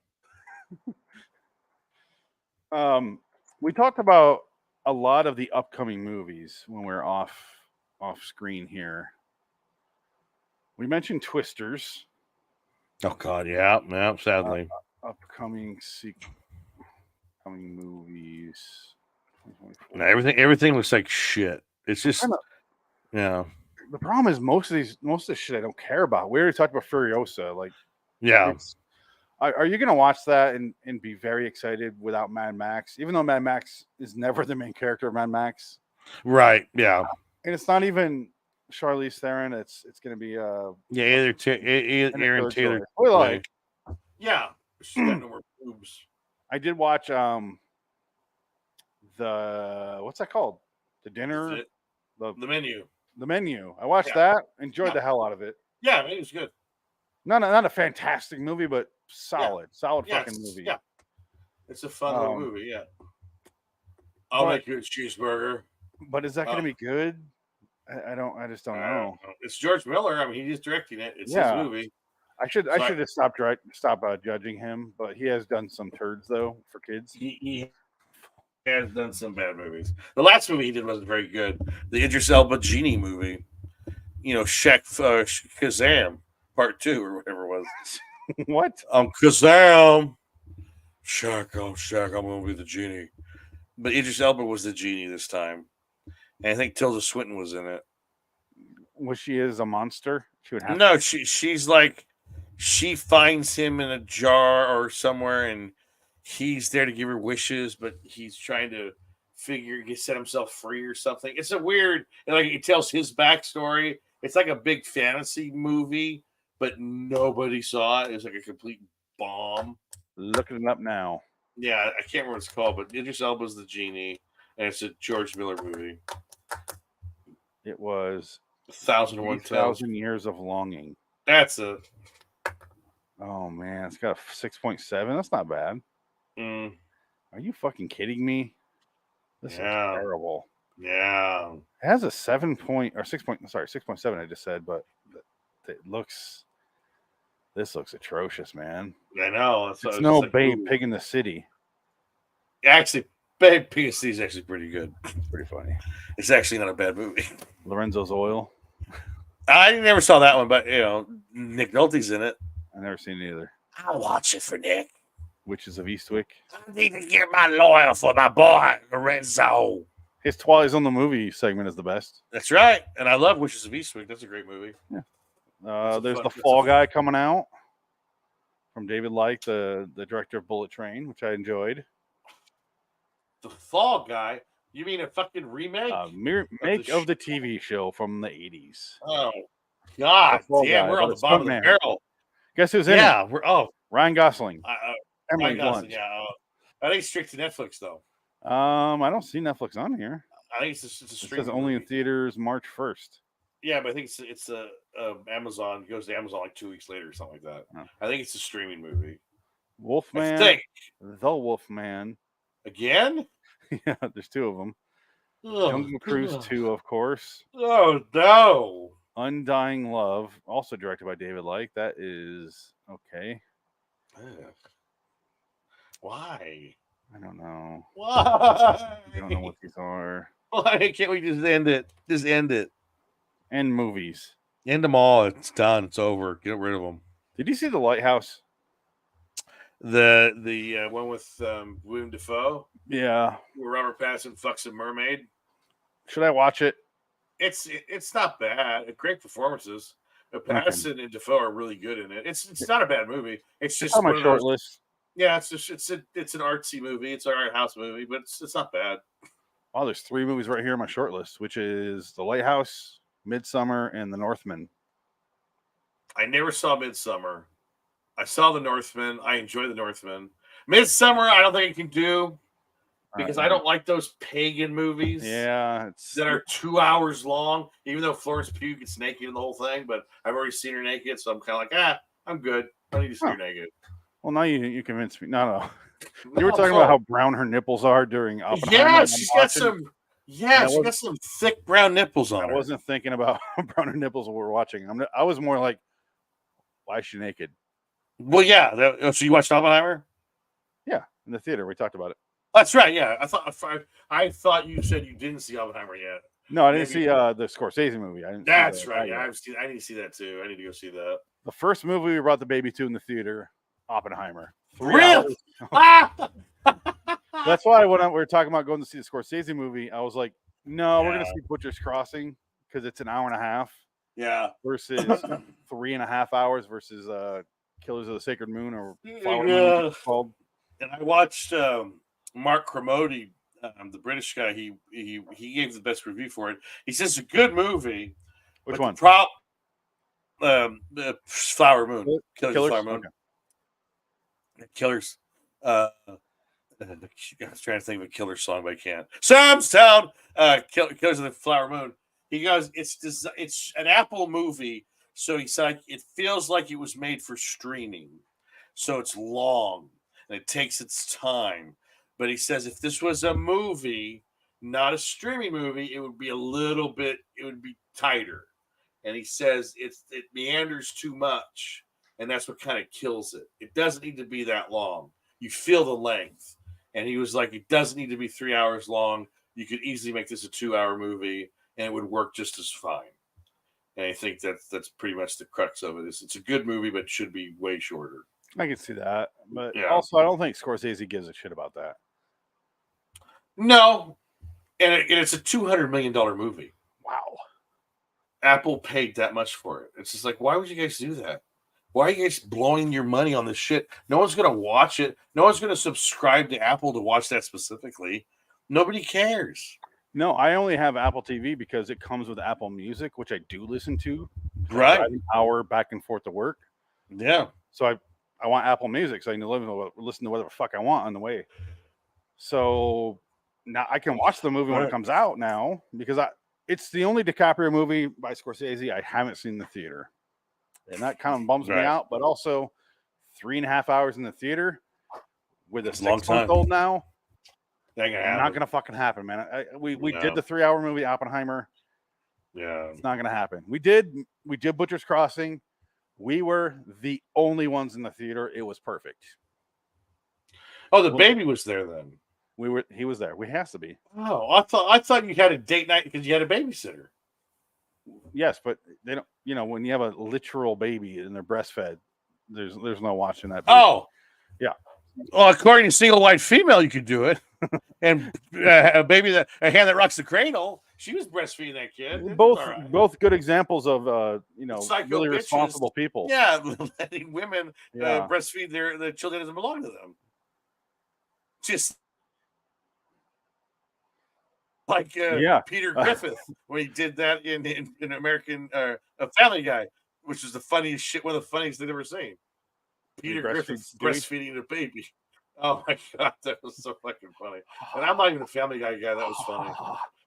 That was well done. I can't tell you the last time I watched Family Guy. It's been a while. I couldn't tell you either. Oh, look what I got the other day in the mail. I don't know what I'm going to do with these though. But I got you some. But oh shit! What? It's almost a full line of the first like 10 issues.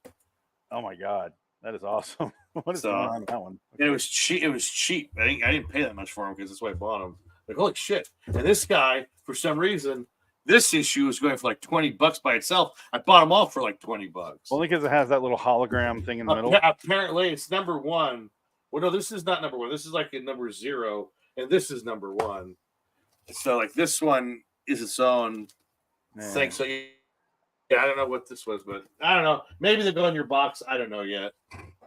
But I did get you 2 Twilight Zone Gold Key comics. Hey, I still have them all. Vintage. That's from the 70s. They have Rod Serling on the cover. I have a bunch of the ones you gave me, like more than I thought, because I found 3 different spots in my old office because it was so hard to organize that small room. And I finally have all this space, and I get them. I'm like, damn, he sent me a bunch over the years. Like, oh yeah, that's like anytime I found him, I was like, oh, put him in a pile for Phoenix because he doesn't have any Twilight Zone stuff. I don't know if you can see. Because there's not much. It's hard to find anything this spot anymore with Twilight right Zone. here, like it's between my fingers, is all Twilight Zone comics. Like, nice. well, there's also like you have a Mysterious Science Theory 3000 comic in there as well, and some Ghostbusters. Yeah, Ghostbusters. There's some Slimers in there. I found those. I will definitely read the Twilight Zone ones because I'm curious. Yeah, no, they're fun. I like those. I want to get more of those, but they're just always the gold key ones from the 70s are a little bit more expensive. But if I find them like randomly for $1, I'll just buy them all. But I don't run across them that often. They're hard to find. They're getting harder to find every time you go to a convention. Well, These guys just don't have them. That place I took you to out here that I usually the Jesse James Yeah. comic. I used to find Twilight Zone Yeah. ones there all the time, and I would look through them, but I never bought them because I'm like, Right. I don't know, I'm not a comic book guy, but I'm like, God, I wish I would have bought those. Yeah. Thinking back, and then we went there, and you spent all afternoon there, I did. and I was like, Yeah. they don't have any now, like they're all gone. Yeah, it sucks. Yeah. I should've Well, that's bought the thing. Yeah. It's just, well, I'm going to, I hope, who knows, there's a big comic book sale tomorrow morning. It's an inventory buster. It's 25 cents a book. You can bring your own box and fill it up for $20, which is insane. So I'm going to see. But what worries me is that they say there's 20,000 books. So that's a lot to look through. And I don't know if these are like good ones or modern or something. Like I'm going to drive all the way to Patterson to see if they're worth looking at. And if they are, great. If not, I'm going to be pissed because I'm going to drive all the way to fucking Patterson to look at garbage.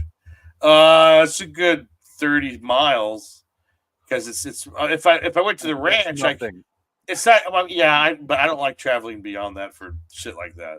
If I'm going to go buy stuff, I don't like going that far. But yeah, it'll be fine. It'll be easy. But I just gotta get up early for it. It's like 8:00 in the morning tomorrow, so I have to get up at 7 and get there a little bit early. You know what sucks is I have most of the Fight Club because for Fight Club 2, they released 2 versions of each cover of each issue.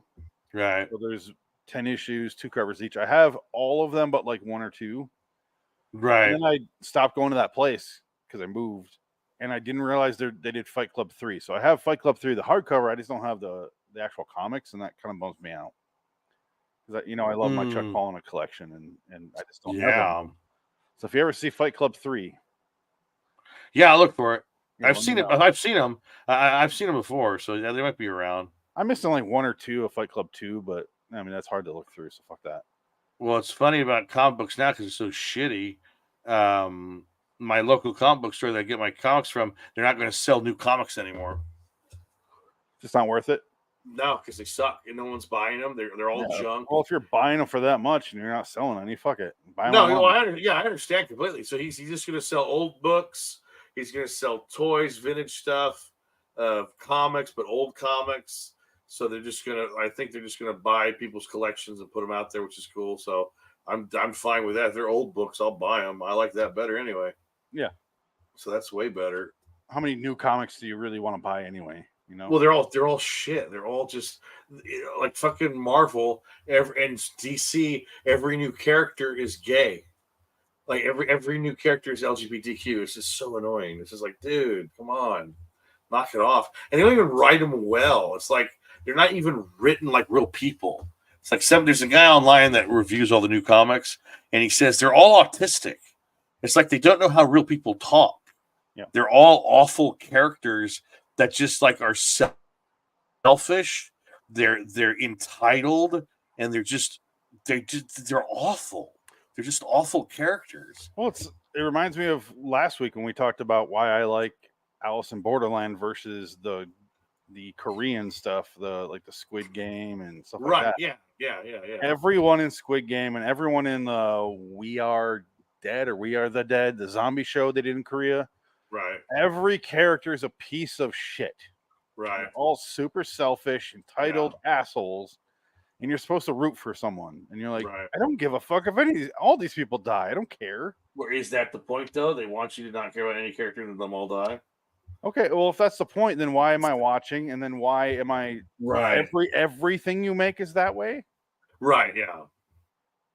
No, it's how they're every just more interested. I think culture goes in waves. Like, and then in the mid '90s, because of Tarantino, we had that period of Tarantino ripoffs where everyone sucks and you don't care if they die. Scuzz movies. The whole point of the movie was all of them die at the end. I think that was the genre. They called it Scuzz. Oh, really? Okay. Scuzz cinema, like killing Zoe. Yeah. It's the. I think it's called Scuzz. Suicide. There's a good movie with that's out there. What was that? Suicide Guy. Kings? Suicide Kings. Yeah, that's fun. Everyone's a piece of shit. Yeah. But it's a good movie, so you don't really care that much. But that Right, is yeah. definitely a Tarantino ripoff. Oh, absolutely. Yeah. And speaking of Mike Flanagan, it has Elliot from E.T. in it. That is true. Yeah. And that was like his big comeback movie. Yeah. Well, shit. Mike Flanagan had him play Dr. Sleep. He was Jack Torrance, yeah, that's bold. which is so funny. Yeah. At least he Yeah. went. I think I'm confused with someone else. Like, Yeah, he, yeah. he didn't acknowledge that he was him. Yeah. Yeah. I'm yeah. Ralph, the bartender, or whatever he Yeah, said his yeah. name was. Are you going to take your medicine? 'Cause that's Yeah, from the and he book. throws the That- shot glasses down. That's from the book. That's not from the movie. Fantastic. Yeah. So What- that was what's a little the- bit of what's not from the little bit of the scene, the Jack Torrance scene where he says, "Now it's time for you to take your medicine," because that's what he said when he used to beat his son. He says that the in book. Oh, I see. But he does say that in Dr. Sleep. Yeah, no, Dr. Sleepy says it. Yeah, because Yeah. Mike Flanagan's referring Yeah. to Oh, the book you're the and the perfect movie, person to ask but he's about blending this. the two because yeah. I'm so What sorry. was it? There's such a delay sometimes that I thought you were done Oh, talking. okay. I'm sorry, I wasn't trying to cut you off. No, yeah, I'm done. Yeah, what was it? I was watching Dr. Sleep. And I was like, okay.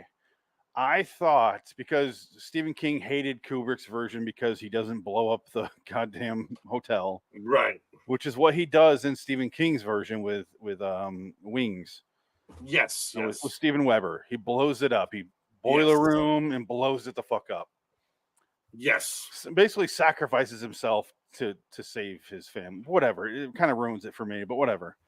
That's what Stephen King Right. wanted. Yes. Is that how the novel The Shining by technically Richard Bachman works?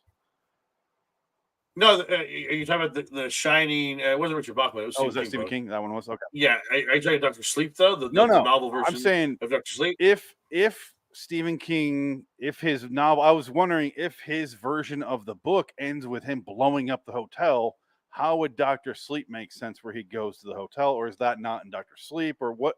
I want to know the chronology of what's really happening here in the book. So Just the book. I didn't read the book, but I read the synopsis, and because I was curious, I had the same question. Okay. So apparently, in the book, which one? They do Dr. Sleep.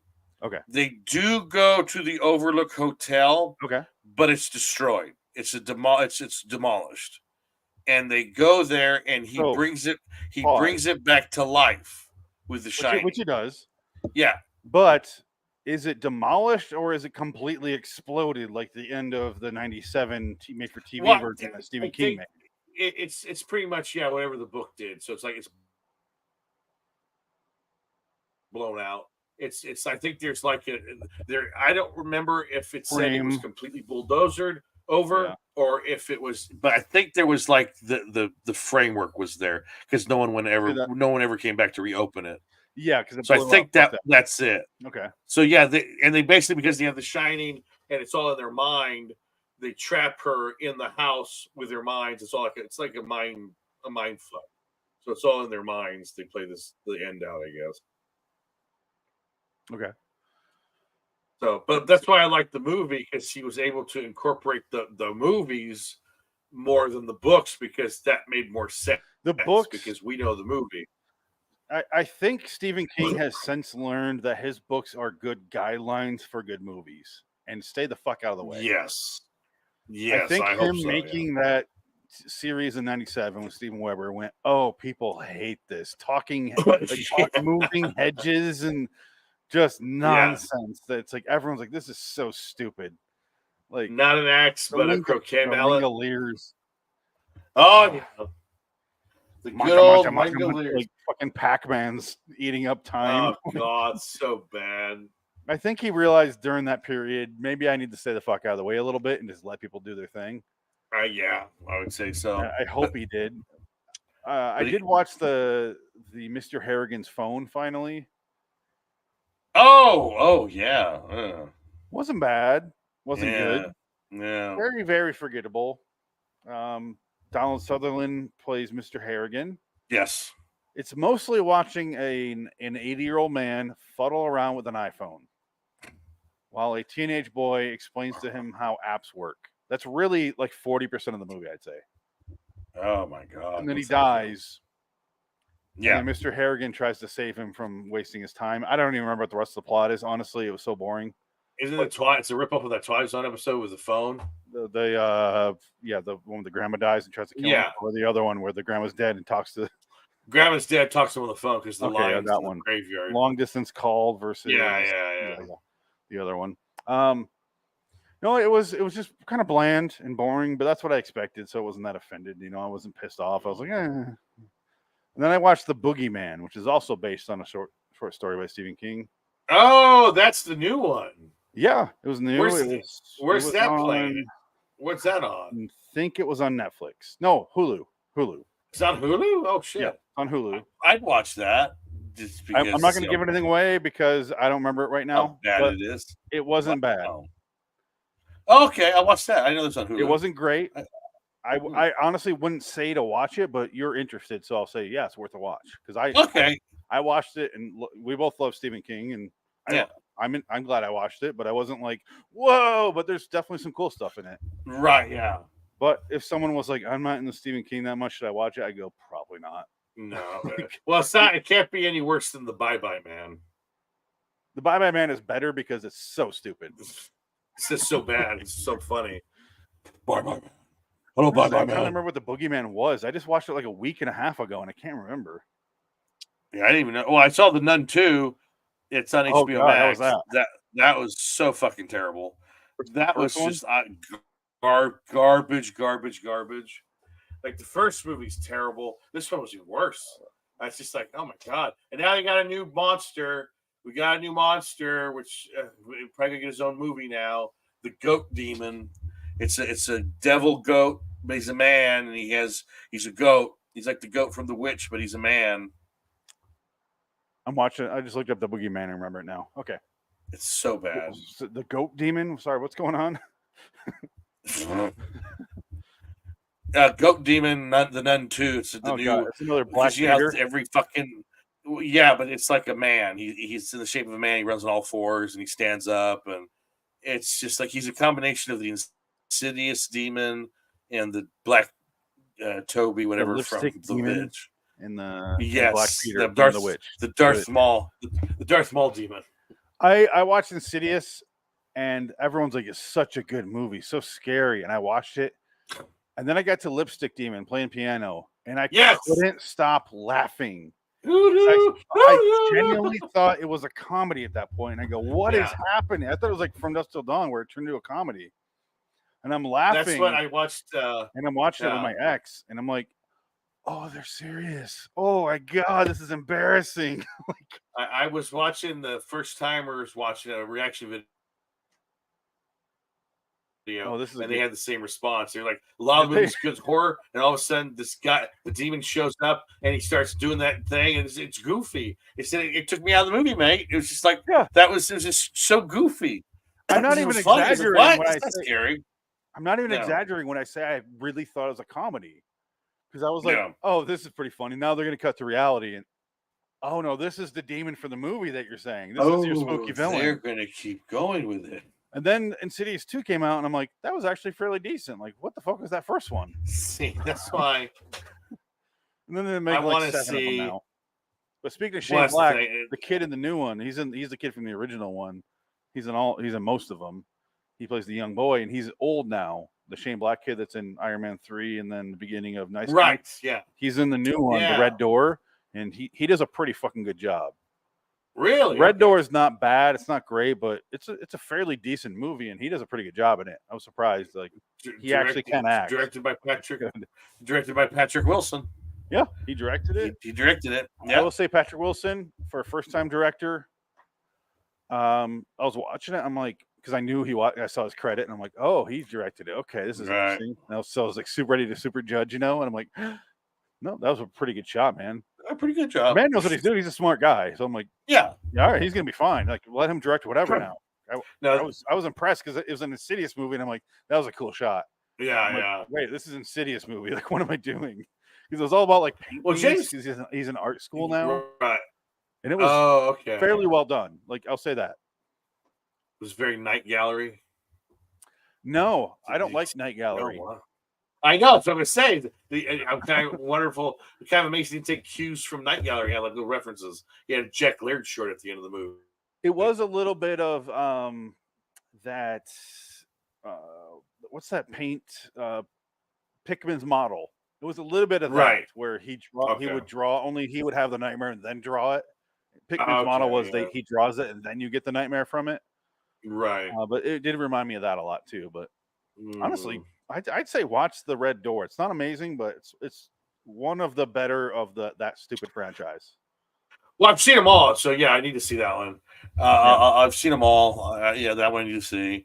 I definitely want to watch Boogeyman. I didn't realize that was on Hulu. I would watch it already, but Boogeyman did something. I don't know.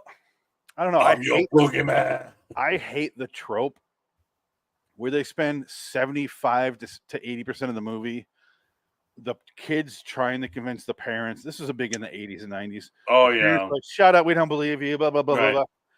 So now when I see it where the parents are like, okay, even if they don't believe it, they believe that their kid believes it.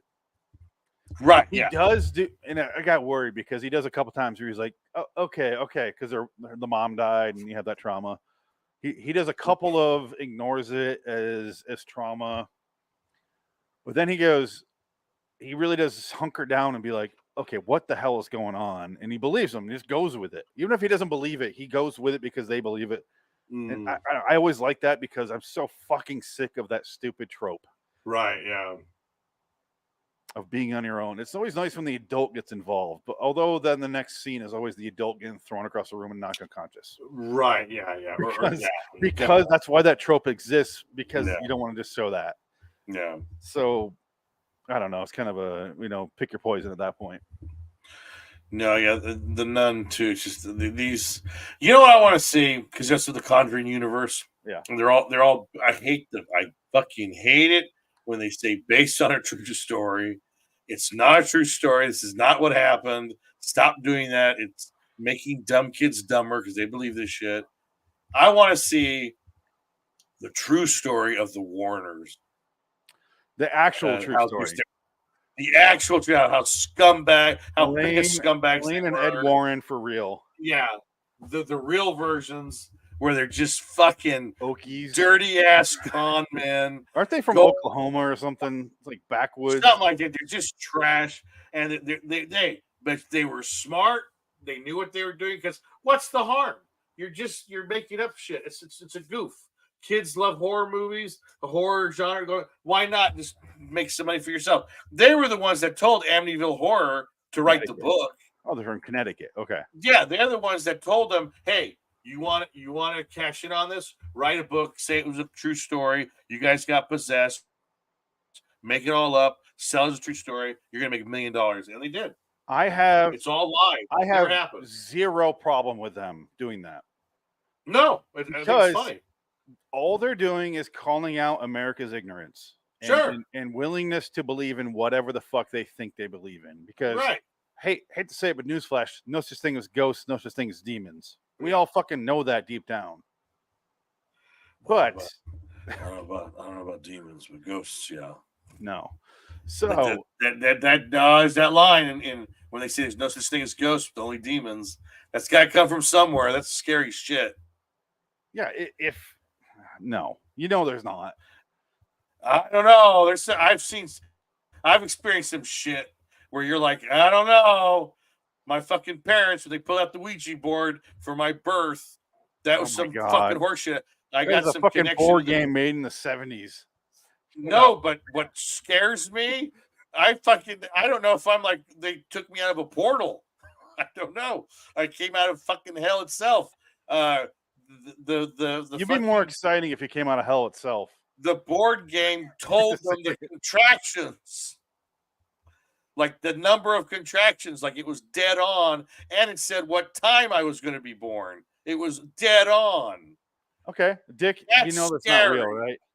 I don't know. That's what scares me. So your proof is a memory that you weren't even there for. No, I'm told this story. Okay. And I believe it. I can see it. They were fucking around with things they should have been playing with. Well, apparently I'm Peter Stormare. I believe in nothing. Yeah. There's Sounds nothing. exhausting. There's nothing. Sounds exhausting. Must be exhausting. Must be exhausting. I'm gonna find a cash machine. I'll $1,000. suck your cock for $1,000. She'd do it for $50 now. Oh fuck! So Poor thing. can you give me a Sharknado script? I'll suck your cock. Yeah. So Give me a voucher where for were we going? Shake and Steak. Suck their Steak and Shake? balls. Steak and Shake. I've never been there. I have no idea what it's like. Steak and Shake is a place you show up at 3 a.m. when you're drunk as shit, and you get like a peanut butter flavored shake, Right. and like That's a cheeseburger. It's basically Denny's but better. okay. But you only go in there when you're drunk. I've never been there sober, Yeah, but I've been to there, period, Denny's no. drunk too, so I can do the drunk comparison. You know, Oh yeah. Remember that's where we had to go all the time was Denny's with Remco. I fucking hate Because Denny's. You love we it. would we had to be on set at 3 a.m. and like nothing's open but Denny's and like I'm gonna go get a double cheddar cheeseburger. You and always eat do it an accent for him. at 2 a.m. in the morning. 2 a.m. How can you eat that shit like and not blow your fucking colon out? Yeah, That fucking place gave me heart palpitations when I ate a salad at Denny's. I was can I like, get a God moons damn. over my hammy salad? Jesus Christ. Why do you Yeah. have that? I don't know what the fuck it was. It was a salad. And like I was at the apartment. I was like, God, my chest hurts. What the fuck? I just had a salad. What Can I is get this? Can I get a coffee? Yeah. No, I don't want bacon in that. No, thank Yeah. you. It's just a Butter? regular Butter. coffee. Keto diet butter in your coffee. I'm gonna put it in there. I do not want spam in the coffee. Just All coffee. right. Put the coffee beans, What grind about them, sausage? Sausage. filter water through it. No sausage. Pork? No syrup. Just okay, never mind. Water. How about I'm gonna Not go bacon home. water. I'm Oh my gonna God. leave. I'm just gonna leave. I'm just gonna leave. I'm just gonna leave. I'm gonna go to IHOP. Fuck this. I'm gonna go across the street. Fuck this. Fuck this. I'm going. I wish Roscoe's Chicken and Waffle was open. I'm fucked. I'll go down the goddamn Waffle House and fight this out with a waitress and order from the menu that way. See, I wish we had Waffle Houses over here. We have a couple. They're not in good areas. Yeah, and the one in Texas was really good. When I love it went to- because that was sorry. good. No, I'm just saying the one in Texas. Was I can good. imagine the one in Texas being good, but That was good. I've been to them down south when I lived down in Louisiana. Oh, yeah, and yeah, they're- yeah. It's good food, but you also feel like you might get stabbed or buy some crank on accident. Yes, absolutely. But there's an awesome breakfast place out here. I think did we go there, Dick? Oh, we went to Big Bear, Yeah, Or the Black Big Bear. Bear. That's what I'm Black Bear talking about. Diner. Yeah, Black that Bear was good. Yeah, it was a good breakfast It's spot. not amazing. It's fucking breakfast food. How do you know? Yeah, how you fucked that Did you up? notice when you sit in there, you can look out the window and see the Waffle House and how empty it is? Yeah, it looks like it was derelict. It looked like it was like- dead. It's next to like this shitty hotel, and then right Yeah. next to that is like a McDonald's and a Waffle House. You know, Oh, yeah, that Waffle yeah, House is empty. Like, And of course, it being Phoenix, Arizona, it's 100 degrees outside. You're just like the wasteland. The cement is melting, hey, and the black tar from the parking lots is fucking bubbling. do you remember when we were sitting there and I go, you know what's weird? I haven't seen a crackhead walk by in a while. And Yeah. then right on cue, fucking guy comes out of the bushes with his back. What And I was like, fucking there he the is. fuck Okay. you looking at? That seat, we get that seat a lot when we go there because my mother-in-law loves that place. And without question, like the same three crackheads are. Oh wow, yeah, they must maybe they're cooks. don't They know. cook there. They live there and they cook. Well, it's there. right by the freeway, so I think they go after me right there. Then they come Yeah, over no, and very collect their good. funds and smoke their crack rocks. I don't know. Now, how far since you moved? Are you far away from that Black From that Bear place. Diner? Yeah, it's not worth going there now, Okay. but it's really Fine. not far away. Like we can every morning. I gotta take her to school, which is right by where we used to live, and Oh, okay. it's 20 minutes away. Oh, okay. That's not But it's only 8 miles away. You know, it's, well, that's the thing. Yeah, exactly. it sucks about being in a major city. Yep, that's it. Yeah. Well, but now by your house, is there other places to eat now, or you got different places to try yeah. out, or have you done it yet, or you still? Well, do you remember we went to the Cardinal Stadium? We went to Carambas Mexican food. Yeah, that was good. Yeah, we're 2 miles away from that place now. Oh, cool. Okay, nice. Yeah. But also So there's you're- Yard House, which is in Westgate, which is right by the Oh, stadium. But we yeah. had for our anniversary, we had tickets for Butcher's Crossing. We're like, all right, we got to be there at 6:40. It is 4:50. No, it's 4:40. Oh, 4:40, and I go, we got to go now. Hurry. We got to get it there. And then I realized, she goes, we're pulling up to the place. All right, we're at Yard House now, the place we're going to have dinner and then go see the movie. And she goes, it's been 4 minutes since we left the house. Yeah. It literally took us 4 minutes to get there. Fantastic. 4:44, we arrived, and I was like, I Well, might have been freaking out about the time. I forgot how close we live now. That's fine. I can have a nice glass of wine and enjoy myself. But Yard House, they sell yard beers. Okay. They Oh, go nice. crazy Yeah. there. But they have amazing food there. Yeah, try that place out. Man, I'm getting hungry now. I haven't eaten today. Oh shit! Yeah, it's late. It's too late not to eat. I got my Chris Paul jersey on. Are you fasting? Are you trying to get in shape? No, I was Fuck at that work noise. and drove here and got ready for the show. Oh man. I had a couple slices of pizza, but that was all I Okay. had. Well, that's good. I was fucking like, throwing down my stupid my face. uncle took me to dinner with my aunt. We had Mexican food, so I had my Texana quesadilla Texana, which is grilled chicken, peppers, onions, and a tortilla with melted cheese, like a quesadilla with Sounds good. chicken. It was very good. The place is pretty solid. It's a good spot. Took him there. Tomorrow we're going to my friend's house, the one that did tacos, the meat. Oh at yeah, Baby Shower. that's good. Yeah, that was really good. Run to his place, Well, that'll be fun. That'll be nice. hang out, watch some UFC. Yeah. Says he's buying meat. Mexicans know how to make meat. I'm just gonna sit back and enjoy it. Oh yeah. Let me make Man. the carne asada. I love it. Love it. I'm excited for tomorrow already. That's the thing. It's like fuck. Yeah.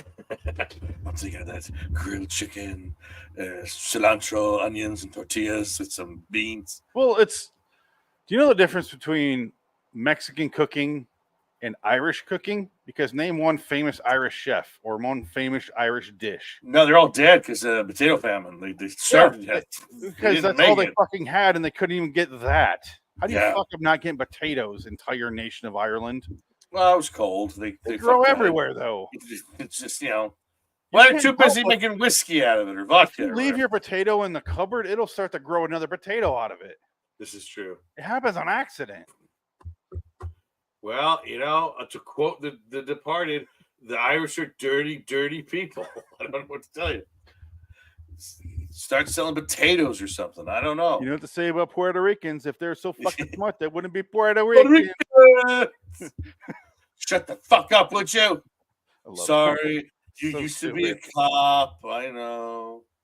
You used to keep making these stupid fucking drug deals with your stupid fucking idiot cousin. Jerk off fucking cousins. Your fucking cousin.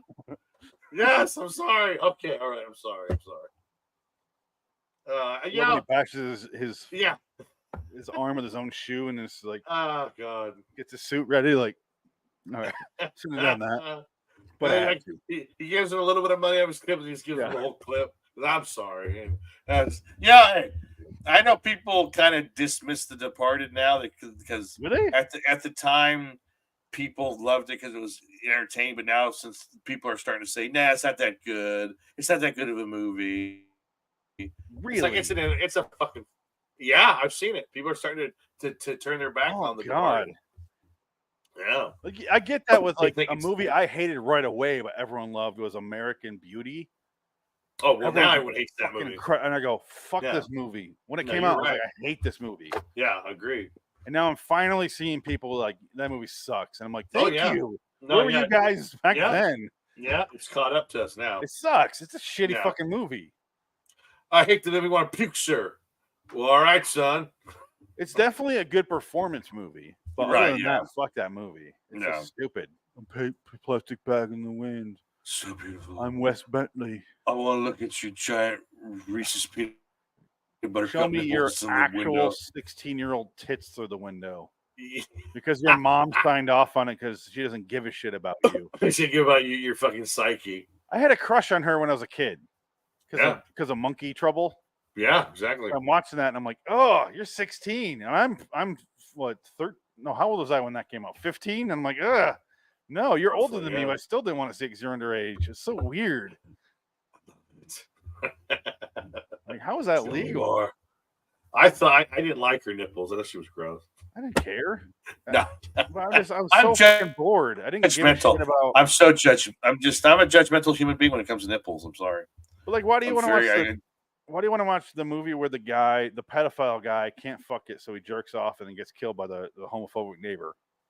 Exactly. I don't understand the movie. I don't get it. It's about American Beauty, duh.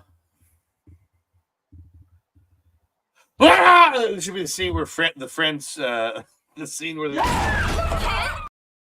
that's it, yeah. Yeah, that's exactly what happens. Chris Yeah, Cooper does that. Oh, talking about American Beauty. What makes it so good? Ken? Throws his head in a blender. No, it's Chris Cooper and Kevin Spacey are both great in the movie. I'm not going against any of the actors, but fuck that movie. Fuck it, so that movie bad. Sucks. And I didn't deserve Best Director. Like, Best why? Picture.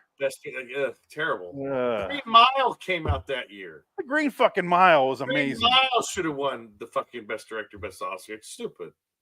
It's just stupid. American Beauty sucks. He has And I'm made sure we've said that before. so many better movies since then. Yeah. Because I like Sam Mendes. Oh no, yeah. Yeah, Sam Mendes is good. Road to Perdition. I love Skyfall. Skyfall's fucking great. incredible. I love Road to I Perdition. love Skyfall. I love Road to Perdition, yeah. Even Revolutionary Road 1917 is not that great, but way better than American fucking Beauty. Yeah, I would agree. Yeah, I'll never watch that Revolutionary movie Road again. was way better, and that's a very similar movie. Yeah, that's a fucking another movie with weird nipples. Weird nipples and Michael Shannon being a weird drunk. What else is new? He's always a fucking weird drunk. I don't think he was acting in that movie. No, he's not. He You've smells seen Revolutionary Road, right? Yeah, he reeked of booze when I had to deal with him at the ArcLight. He was in That looked like Transformers. him, and I was like, I Yeah. don't think he's acting. He's a drunk. He's just the fucked up. Like, Yes. he's just like, Oh, look at him. what are you talking about? I'm Michael Shannon. I was in the movie where the fish man fucks the deaf girl. Oh, Jarhead was great. Jarrett's good, yeah.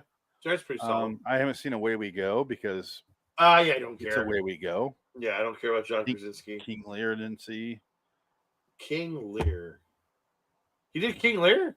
He did King Lear from 2014, starring. Is that? Huh. No.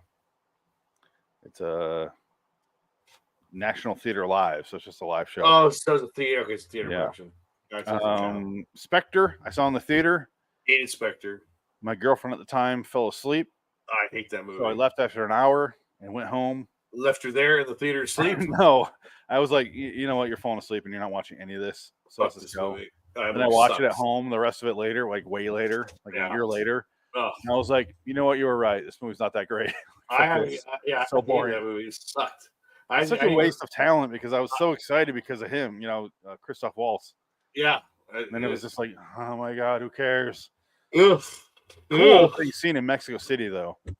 Yeah. And then downhill from there. It's just boring. It's just boring movie. The building's collapsing. He's drinking a Yeah. Heineken while jumping. That's all I remember. The fucking Sam Smith song. Yeah. That doesn't make any sense with the movie, but whatever. He did the Lehman trilogy. What's this? Lehman trilogy. Story of Lehman Brothers from their beginnings as cotton brokers before the Civil War to the company's involvement in the financial crisis of 2008. What the fuck is Wow. Whoa, it must be a streaming thing. it?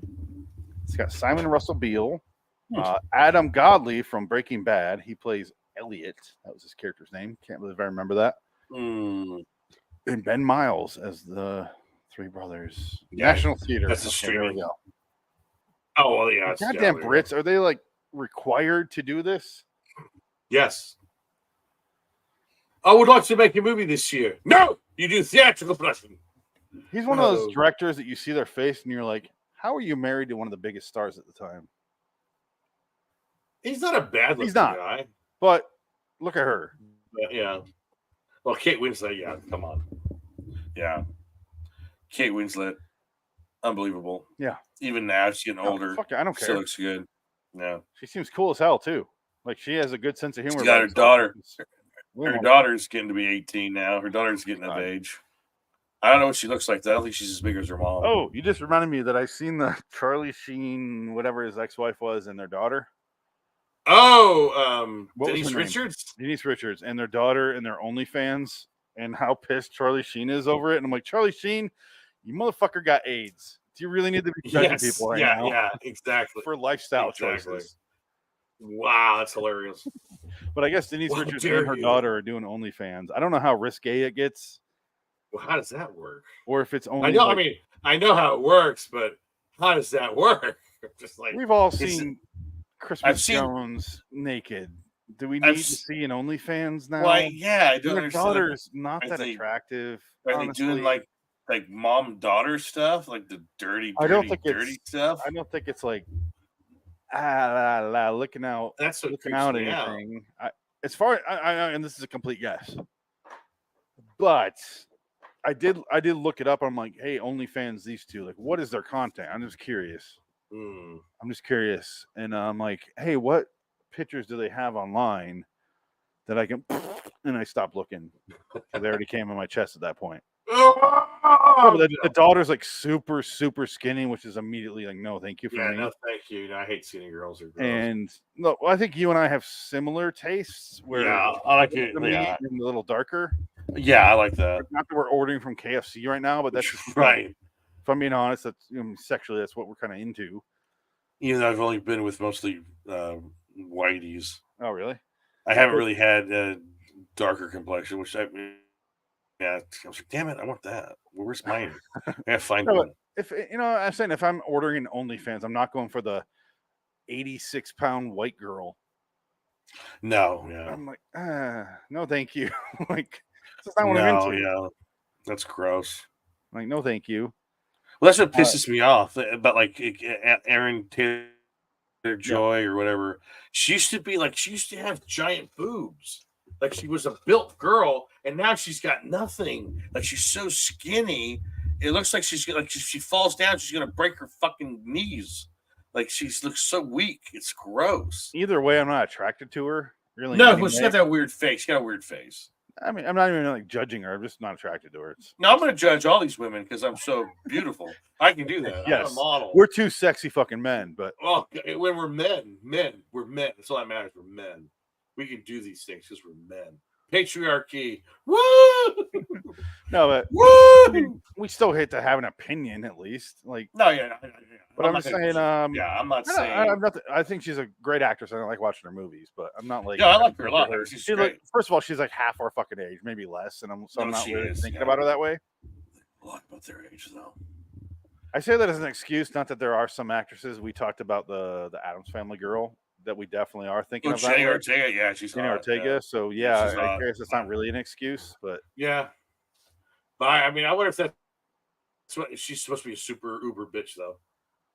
Everybody's talking like she's just a prima donna, and just I can understand Who if she knows? is, because she's like the big star right now. She's the big thing. in 2 months when she can't get work, she'll be fine.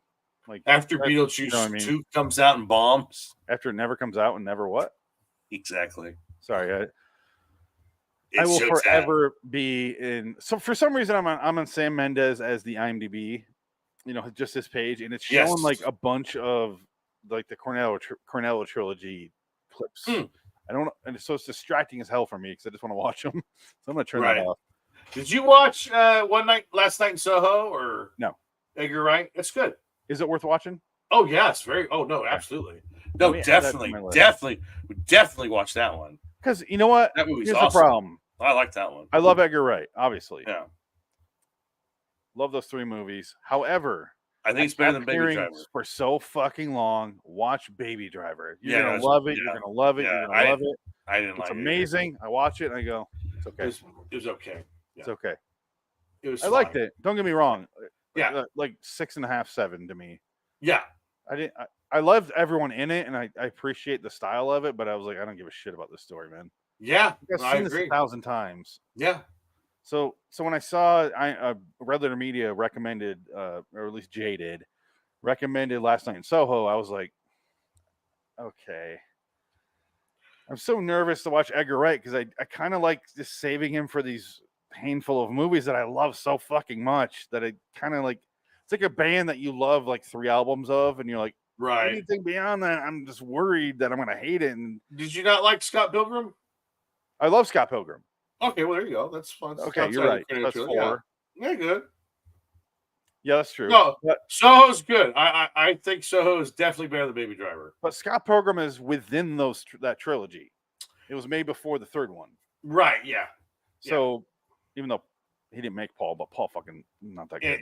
And technically, a lot of Ant-Man was his, so you could almost argue that Ant-Man's an Edgar Wright movie. You could, Not as- but it's clearly not. didn't have his style in post. No, oh god, no. Which is mostly how Edgar Wright. Yeah, the editing style. For a That's director it. like Edgar Wright, the editing is definitely a large portion of the overall product. Some directors it doesn't matter, Right. Yeah. but Edgar Wright. Absolutely. If Edgar Wright directed the movie, wrote the movie, and directed it, and didn't edit, you would notice. Yeah. That's what I'm Oh saying. yeah. Yeah, you're Some not movies wrong. it doesn't fucking matter. You know, Yeah. old school directors, like, they'd have no style to them. Yeah. Like if Tarantino didn't edit or at least sit in on the editing sessions, you would notice. Yeah.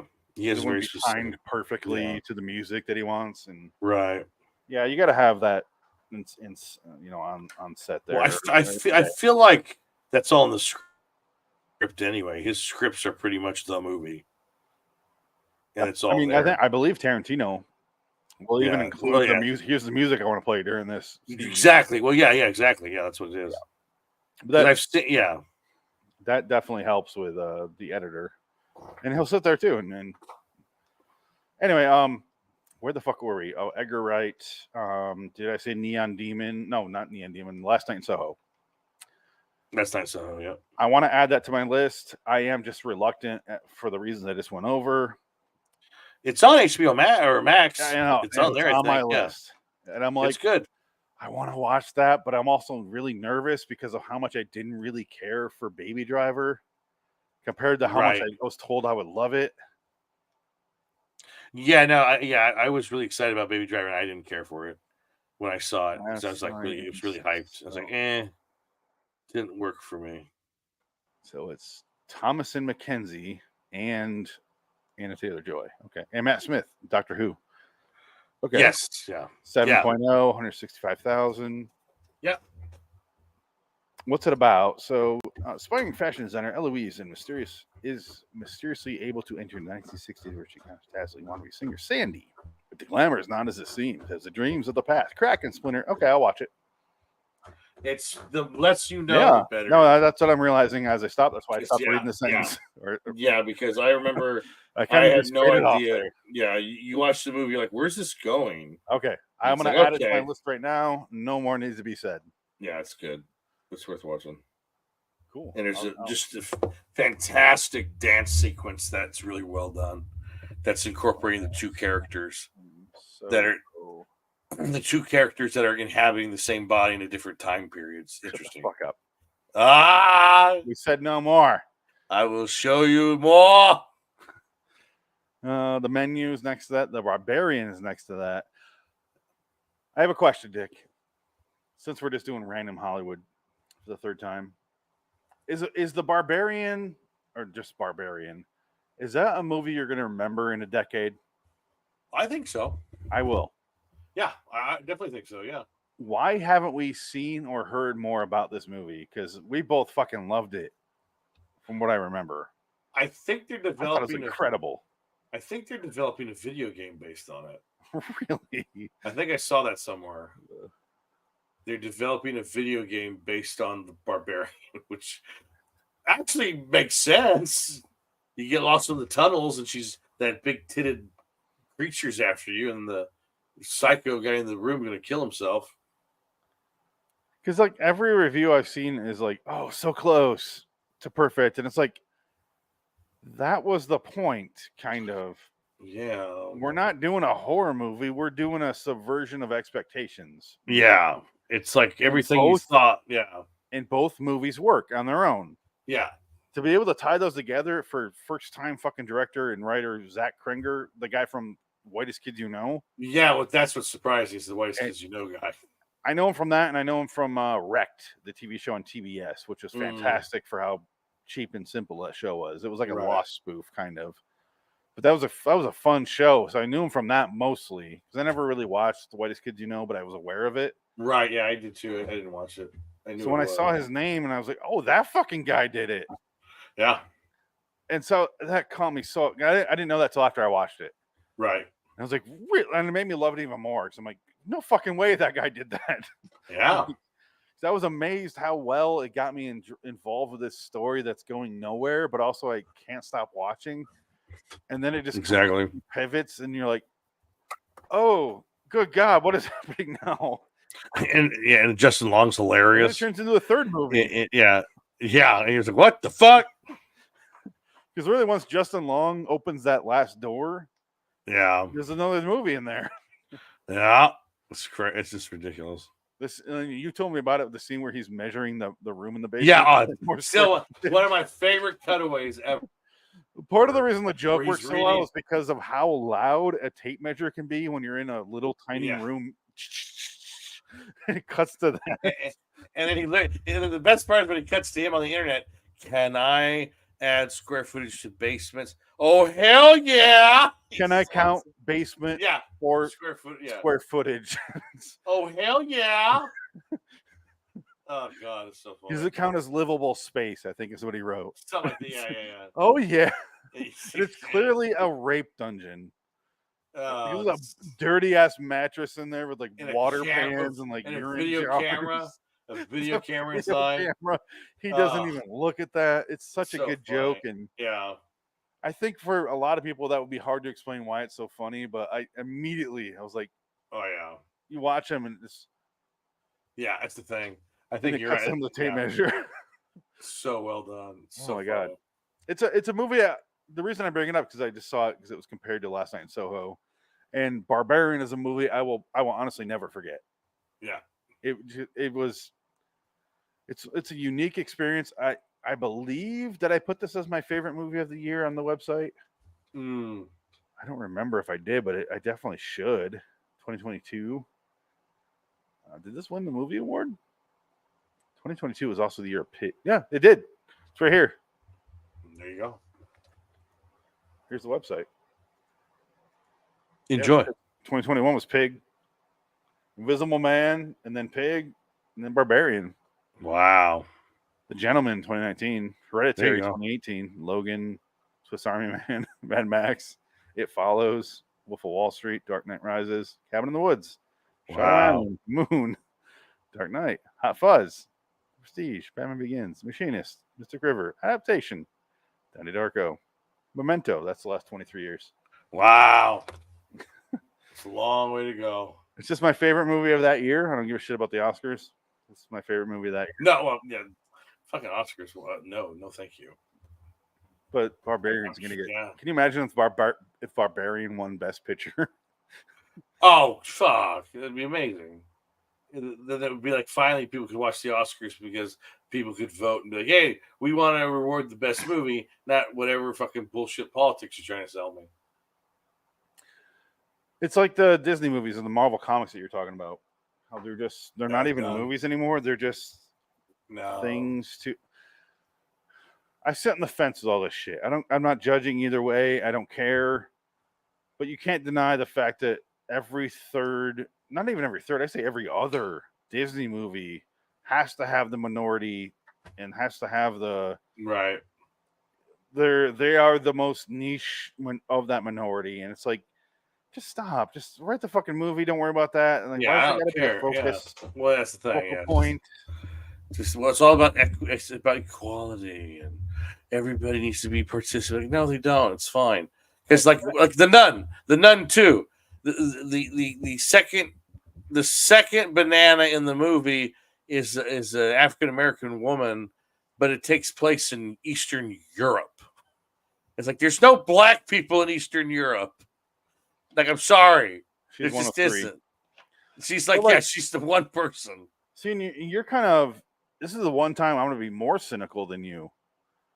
Because I think it goes beyond just we have to include everyone. I don't think people are that genuine that are writing this. I think they're going, if we do this, people will bitch about it online and we'll get more eyes on this thing. Maybe it's Will getting to that point. will cause a ruckus and people will get involved and watch it because there's a Sure. controversy. Well, yeah. So we're going to do that and fuck Yeah. them. And I really think that's where it goes. I think it's Well, that cynical. That's Disney 101 now because Obi-Wan That's- yes. Kenobi. Obi-Wan Kenobi, people were like saying, you know, that Maria character, the black lady character, she's not very good. We don't like her. She's not a very good character. Racists. You guys are all racists. You can't stand the fact that a black woman is leading the show. And it's like, no, we just don't like her. She's not a good actor. I'll be honest. Don't like how she's On the acting. show, don't remember the character. She was the main villain. She was the one that gets stabbed. She's the one that proved that lightsabers don't kill you anymore. Because she stabbed the Inquisitor, he lived. She gets stabbed 3 times by Vader, lives. Badass girl. Yeah, the badass girl. She's the Mary Sue of that show. Exactly, yeah. She's only bad. She can do no Yeah. wrong Yeah, in a bad way. she's a bad guy. She can do She no survives wrong. everything. Then she turns into a good guy at the end, Yeah. which is like stupid. I forgot about Because that. where does her character fit the overall story of Star Wars? Because there's no room for her unless she dies off screen, like Mutt Williams from Indiana Jones, where they just kill him in Vietnam. Then we had a Yeah. discussion about movies that kill characters off screen from Yeah, oh because of god, Independence Day and blah blah blah. yeah, Anyway, yeah. I'll say the reason I didn't think about her and it didn't bother me is because I didn't like the show overall. No, it's not a good And I show. was looking forward to the show. Yeah, And I yeah. was like, I kind of hate this because they're just It's- sitting in a cave yeah. for 6 episodes. It's not. Yeah, it wasn't. Nothing fucking happens. Yeah, it's kind of rough. So that's when I watched. I was like, "Fuck it," you know. I watch what's it called, the Cassian Andor show. Andor. Right? Yeah. I was like, fine. I think that's my favorite Star Wars project out of everything Star Wars, including the movies. Oh, sure. Yeah, Andor was very good. I think Andor is my Yeah. favorite Star Wars project. Yeah, Andor was very well done. It is. I mean, obviously, I'm a little bit of hyperbole because the movies are classics, but like, for a TV show about Star Wars, I actually loved it. Yeah, because And you're I'm not a Star Star Wars Wars guy. No, yeah, I'm you're not. not a Star Wars guy. Yeah. So I appreciated the fact that there's Yeah. no lightsabers, there's no force, Right. there's none of that Yeah. bullshit. It's like a criminal mystery, that show.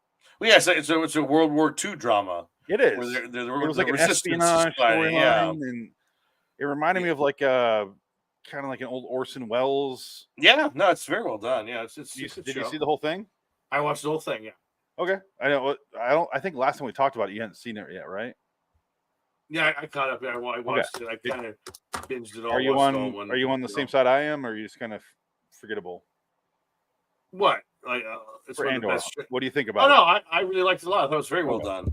I So, know yeah, no, I'm gonna like it's it more than very most good. people. Yeah. Because the rest of Star Wars to me is just kind of, it's good, but not.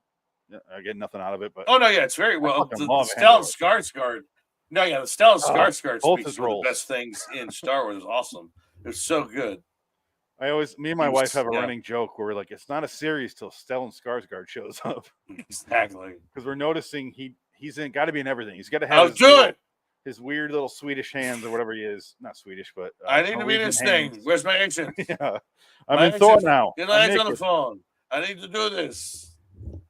I still love that poster where it's Nymphomaniac, the Yeah. poster, but it was for Thor 2.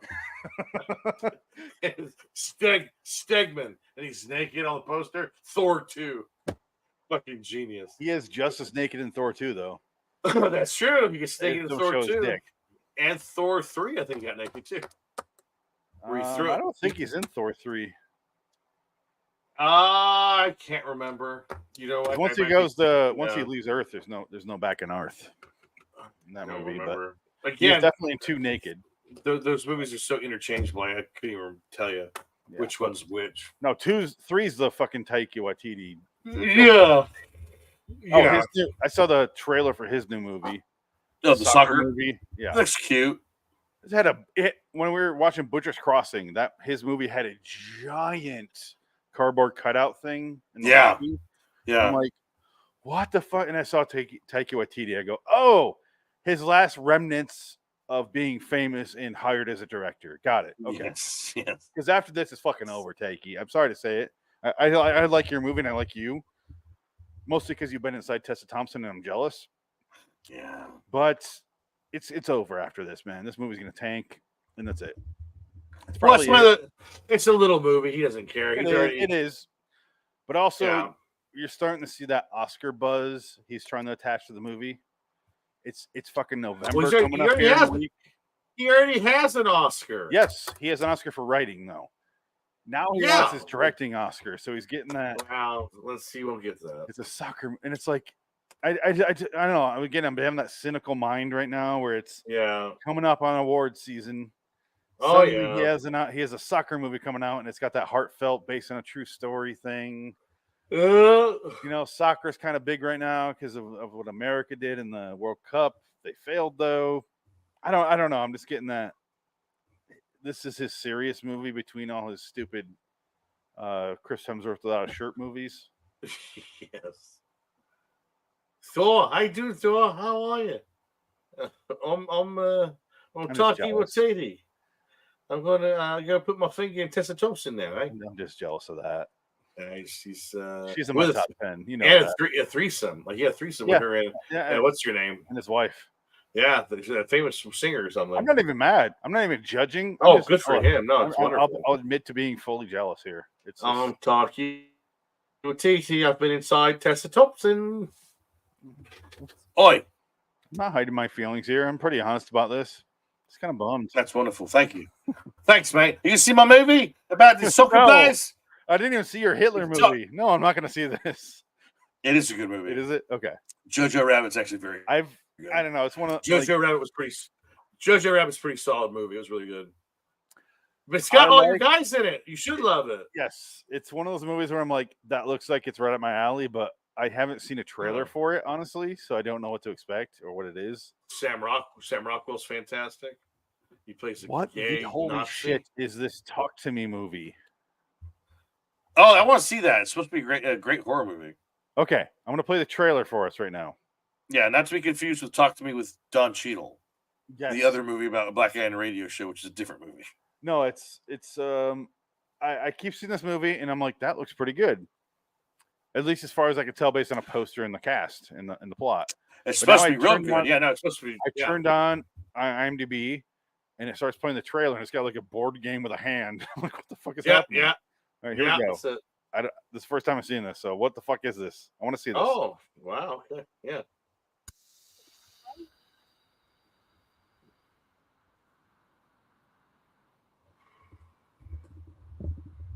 I can't hear it. Was it on purpose? I have no audio. Really? Yeah, I can't hear it. Why? Hold on. Bum, bum, bum, bum, bum, bum. No, it's supposed to be real good. It got really good critical acclaim, and it's a huge hit. It's A24's biggest hit, I think. Can you hear this? You hear No. that? No. Okay, let me try this again. Go back to this. No. Why? I'm not even It playing it on wasn't- YouTube. Oh, hold on. I think I know why. Is that why it's on YouTube? No, it's on. I have it on IMDb. I think I muted it. Oh, okay. Anything? Nope. Fuck it. Go to YouTube. But do it, YouTube. Fuck it. Talk to me trailer. Okay. About 2 Talk minutes. to me like lovers do. Yeah, this is the one I watched. Can you hear it? Nope. What the fuck? Good job, StreamYard. Keep up the good work. You can boost the audio on all your contacts in StreamYard. Let me know at any point if you hear this. Okay. No.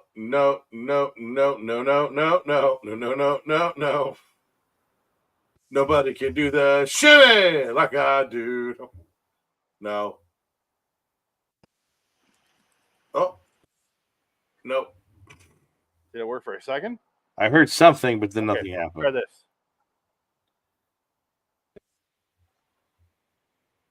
Nothing? No.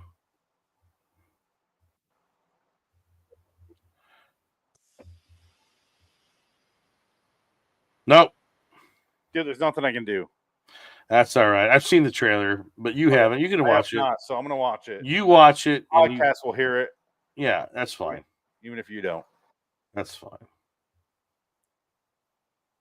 I do like the fact that it's a hand in the middle of a table and that's it. It's just a candle. Yeah.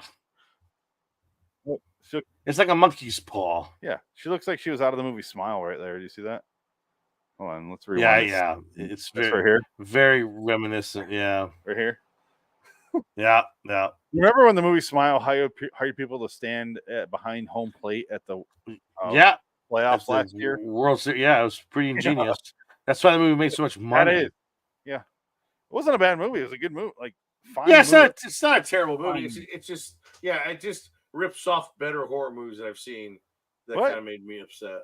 It did a decent job while it was doing it, so I'm not offended. And it had Kevin Bacon's Right. weird-looking daughter. Yes, she is weird looking. She's a weird hot. Is it weird that I'm? It is a weird. Yeah, it's very strange. I felt conflict. Anyway, here it goes. All right, July 28th. There's a bulldog in a room, and like,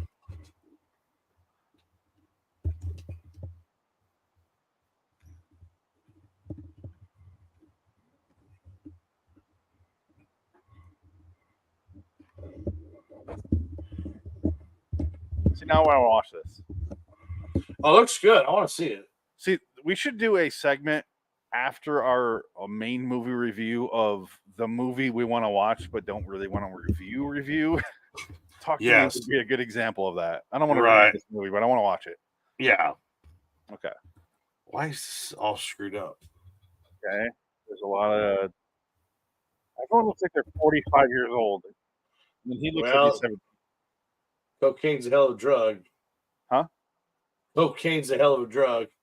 They just English actors. I don't know.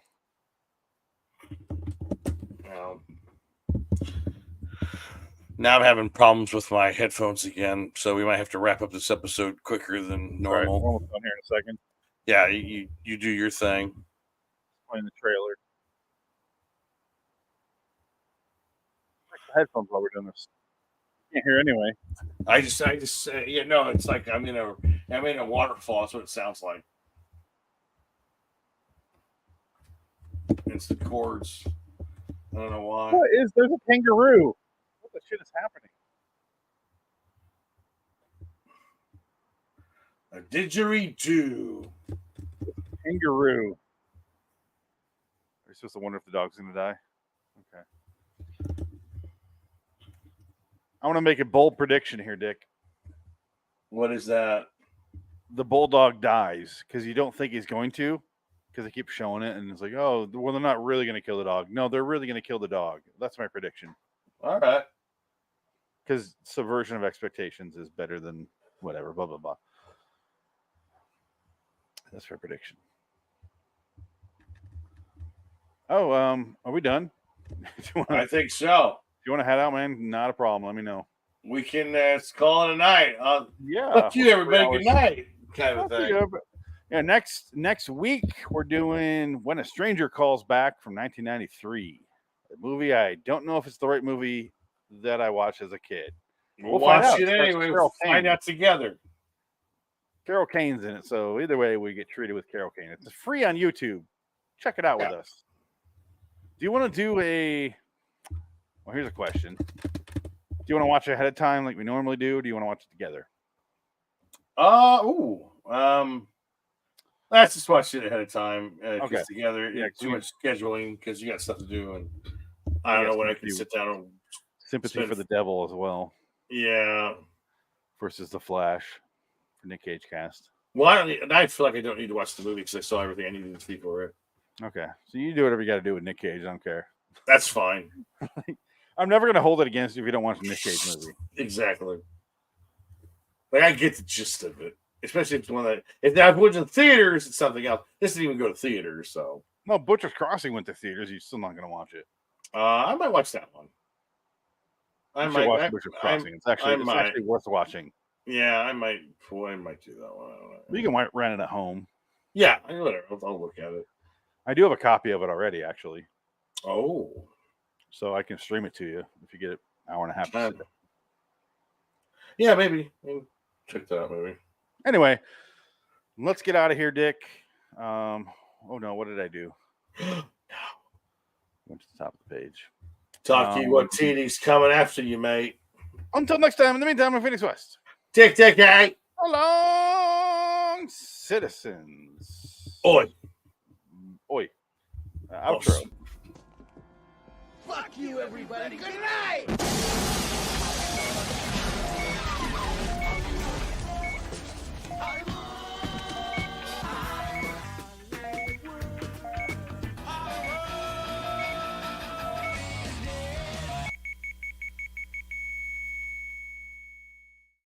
I'm Taika touching some tatiti. Knuckle deep in Tessa. That's wonderful.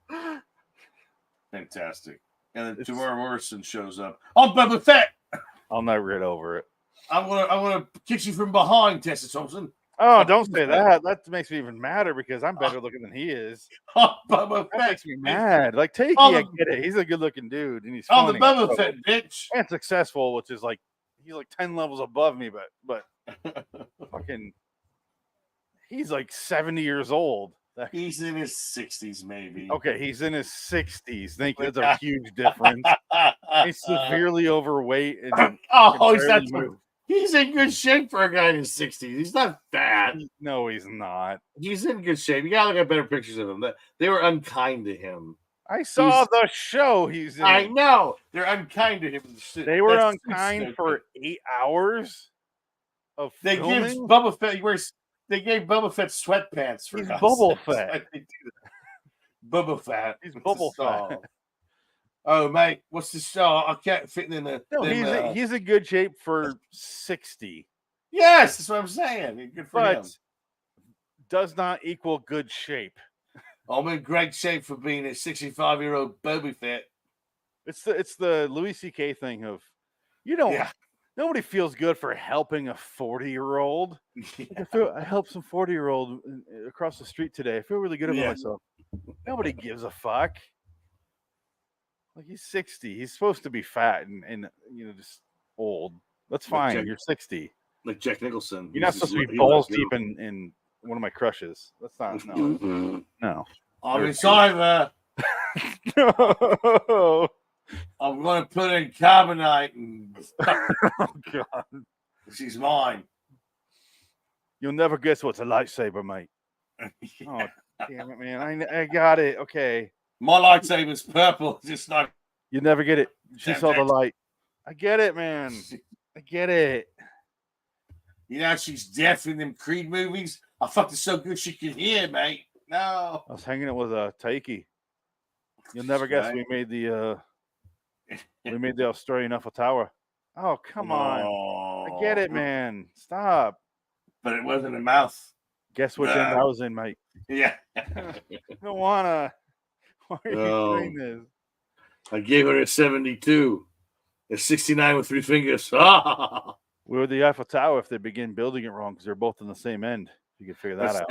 That's an Arnold Schwarzenegger. Oh. quote. Oh. 69, 72, 69 with 3 fingers. Ah! I do you. It's wonderful. All right. Well, I guess I'll probably call it night because I get up early tomorrow for that Yeah, let's bullshit. go. Bye. But I will see you End of the later. live stream.